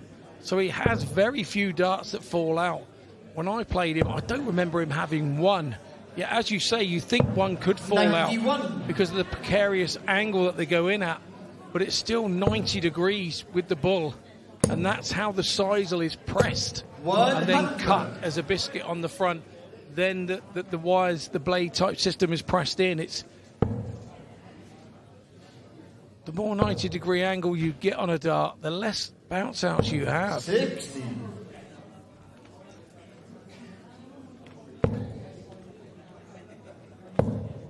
What's the key to the best of 7 format, Scott? I know you've played a lot of it in your career. if you win the bull-up, hold your own throw in the first couple of legs. That's what you've got to do. Win the bull-up and try and win your first 2 throws. 140. We had a situation in this game where David Davis got broke in the first leg, and then he broke back in the second immediately, and that's what you have to do. If you get broken, you have to break back immediately 98. and get the throw back, and that's exactly what he's done so far in this one. He should get a dart for a 3-1 lead. 70. The 110 doesn't go. Now you This require feels like 80. a real potential turning point in this contest. Davies has missed a dart to go 2 clear. Bevan needs 25 and bull. He has to go 25 and bull. No, he hasn't. 68. David, Well, you that was a require very 40. risky play. It nearly played out perfectly. Big moments in this game. Tops for a 2-leg cushion. Team short on the 4th David leg. Davies David Davis. is a leg away from the Fifth leg final. is David the 16 darter. Game on. And he has the honour to get it wrapped up.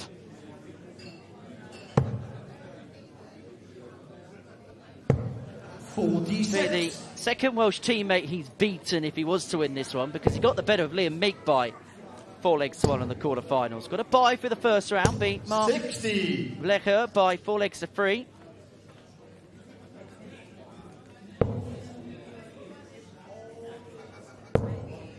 And he's in that position where, come what may, he's going to be playing in any World 97. Championship come the end of the season. Well, they've enjoyed their evening. Because if he doesn't call off for Ali Pally, because he won the Irish Open last year, he's guaranteed to be at the Lakeside come the end of November and the beginning of December. And that's a really tidy thing to have in your back pocket. And you don't need to worry too much about that for the rest of the season.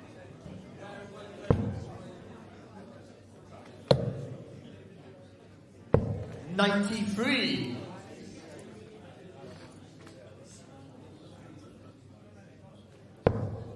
Angela Hogan there, competitions director for the England Darts organisation. 41. I have to say, she's doing a grand job at it too. Yeah, everything today has ran smoothly from 10 o'clock in the morning to nearly 11 o'clock at night. 100. One treble leaves Davis on the finish, but he'll be looking for 2. That would have been the minimum ask, 140 there. Doesn't leave himself on anything, so 6 from here for Gwlad Bevan to bring it back to 3-2 and to bring it back to throw. 96. He's himself on 56. And it's one of those finishes where he's got a bit of a luxury because he can plot his path, he can pick a target of choice. 140. So you require 56. And the target of choice is double top. How does he find a way through there? That is Team superb. short on the 5th leg. Gwlad Bevan. There was a small pocket in the right-hand corner of the bed to find, and he duly obliges. He breaks back. We return to 3-2. 100.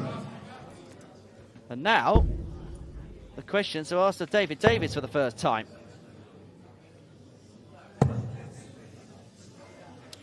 Yeah, if he's going to prevent a last leg decider, he has to break throw here.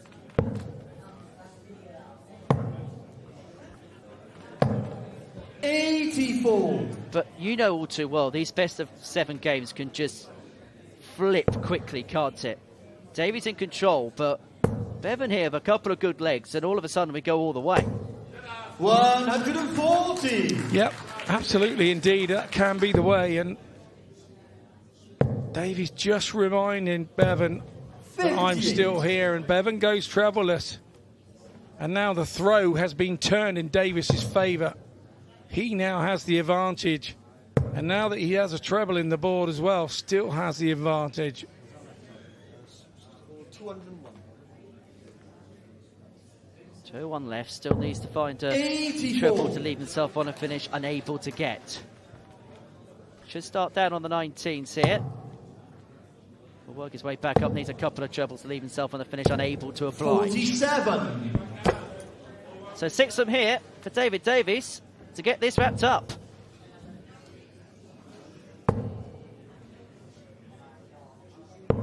45. And he's going to need them because a decent visit here from Bevan, a couple of trebles, even a ton would be enough. He knows that before he goes to the board. Needed to stay straight was the minimum requirement. 42. And he's done the right thing to leave himself 170. He's just got to wait and hope now. Another one of them. Would have left double 8 to have wrapped it up in style. But Cloud Bevan is being 96. forced to take out the biggest finish of the lot. To keep this game alive and to take us all the way. Another one of them. Unable to get. So David Davies now stares at tops for a place in the final where he will take on Mitchell Lorry. David will require 40. Tops for the match. And tops for the win. David Davies will take on Mitchell Lorry in the 2026 Six Nations singles final. We knew it was going to be a Wales v Scotland affair, but it's going to be the young gun Mitchell Lorry who will take on the experience of David Davies to win the singles title here in Ilfracombe this weekend. It's finished David Davies 4, Cloud Bevan 2.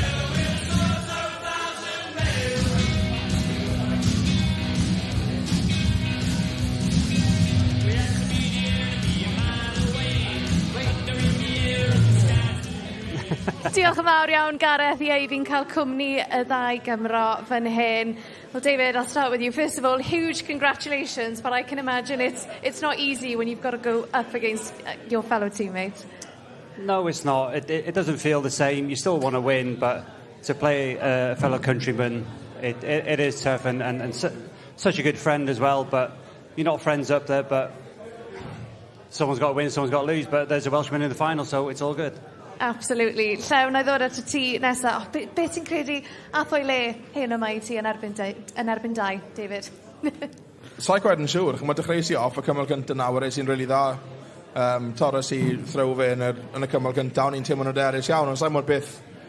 O'n I fel bod ni'n mynd ti modfedd hanner uwchben y trebl bob tafliad. A sa'i'n gwybod ar ôl hwnna o'n i'n ffili nôl mewn y gêm. Ond I fod yn ffyr, chwarteg. Pob cyfle o'n i'n rhoi dau oedd yn dod nôl mewn. Os o'n i'n cael sgôr gwael oedd yn dod nôl mewn gyda sgôr uchel. So na, pob chwarteg iddo fe. Yeah, David, Llew, just saying, you know, every single chance that he gave you, you came fighting back each time. How important was that to you tonight? Oh, it's massive, but then I couldn't leave Llew anything because he's just going to check it out. So it was nip and tuck. We didn't play our best game. I think it was, I know I'm playing him, he knows he's playing me, but that wasn't Llew at all, and I capitalised on that, and yeah, I've got the double and I'm through to the final. Yeah, because I've got to say, you guys have had such a long day. Llew, nathoch chi ddechrau am 10 o'r gloch bore yma, fi'n credu. Mae teimlo fel bod I bron yn canol nos. Pa mor flinedig I ti lan hefyd erbyn diwedd y dydd? Ori na, mae'n amser hir, ond ni wedi cael digon amser fel in between I ymarfer a cael un nôl dyn gilydd, ond na, mae wedi bod yn dod o'r hir, ori. Mae'n teimlo fel bod ni wedi bod mam wythnos yn barod, ond na, wel, mae pobl yn yr un cwch, ni gyd yn gwybod beth sy'n ymlaen yn ni, so, o na, ni wedi ben a cadw ni'n, wel, fi cynnig fi dau chwarn o reit fyna, dim, falle, fel wedi'r dau, dim gêm gorau ni, ond ni wedi chwarn o reit yn meddwl ni am yr amodau. And David, Mitchell Lorry in the final to look forward to then. Do you think you can beat the young star from Scotland? I could beat anyone. I've got no doubts. I always back myself. He's a great talent. He's going to do great things in this game. But if I don't back myself, then why am I here? So yeah, I'll back myself until the cows come home, and yeah, we'll see what Sunday brings. Absolutely, David. Well, we cannot wait to see you in that final. I'll let you guys go. Diolch yn fawr. Thank you very much. Diolch. Yeah, thank you very much. Wel, mae yna fwy o ddartiau I ddod yn fyw yma ar S4C ac mae'r cyfan yn dechrau 1 o'r gloch gyda pencampwriaeth Senglau y menywod pan fydd Dita Hedman yn wynebu Sophie McKinley o'r Alban a wedyn ni fe fydd y gyfrais Rhian O'Sullivan yn wynebu Laura Turner. By ni wedyn yn troi at y dynion Lloegr yn erbyn Gogledd Iwerddon, Gweriniaeth Iwerddon yn erbyn yr Alban, a wedyn ni Gogledd Iwerddon yn erbyn yr Iseldiroedd, cyn boes bach fe hydych chi ddim moyn colli hon yr Alban yn erbyn Cymru. Wel, i ni wedi cael gwledd o ddartiau yma yn Ilfracwm yng Ngogledd Dyfnaint heddi, ac am noson mae wedi bod i'r Cymru. Tîm y menywod, tîm y dynion hefyd yn ennill, a David Davies wedi sicrhau ei lle yn y rownd derfynol. Wrtho fi, a'r tîm i gyd fan hyn yn Ilfracwm, fe newn ni weld chi fory. Nos da.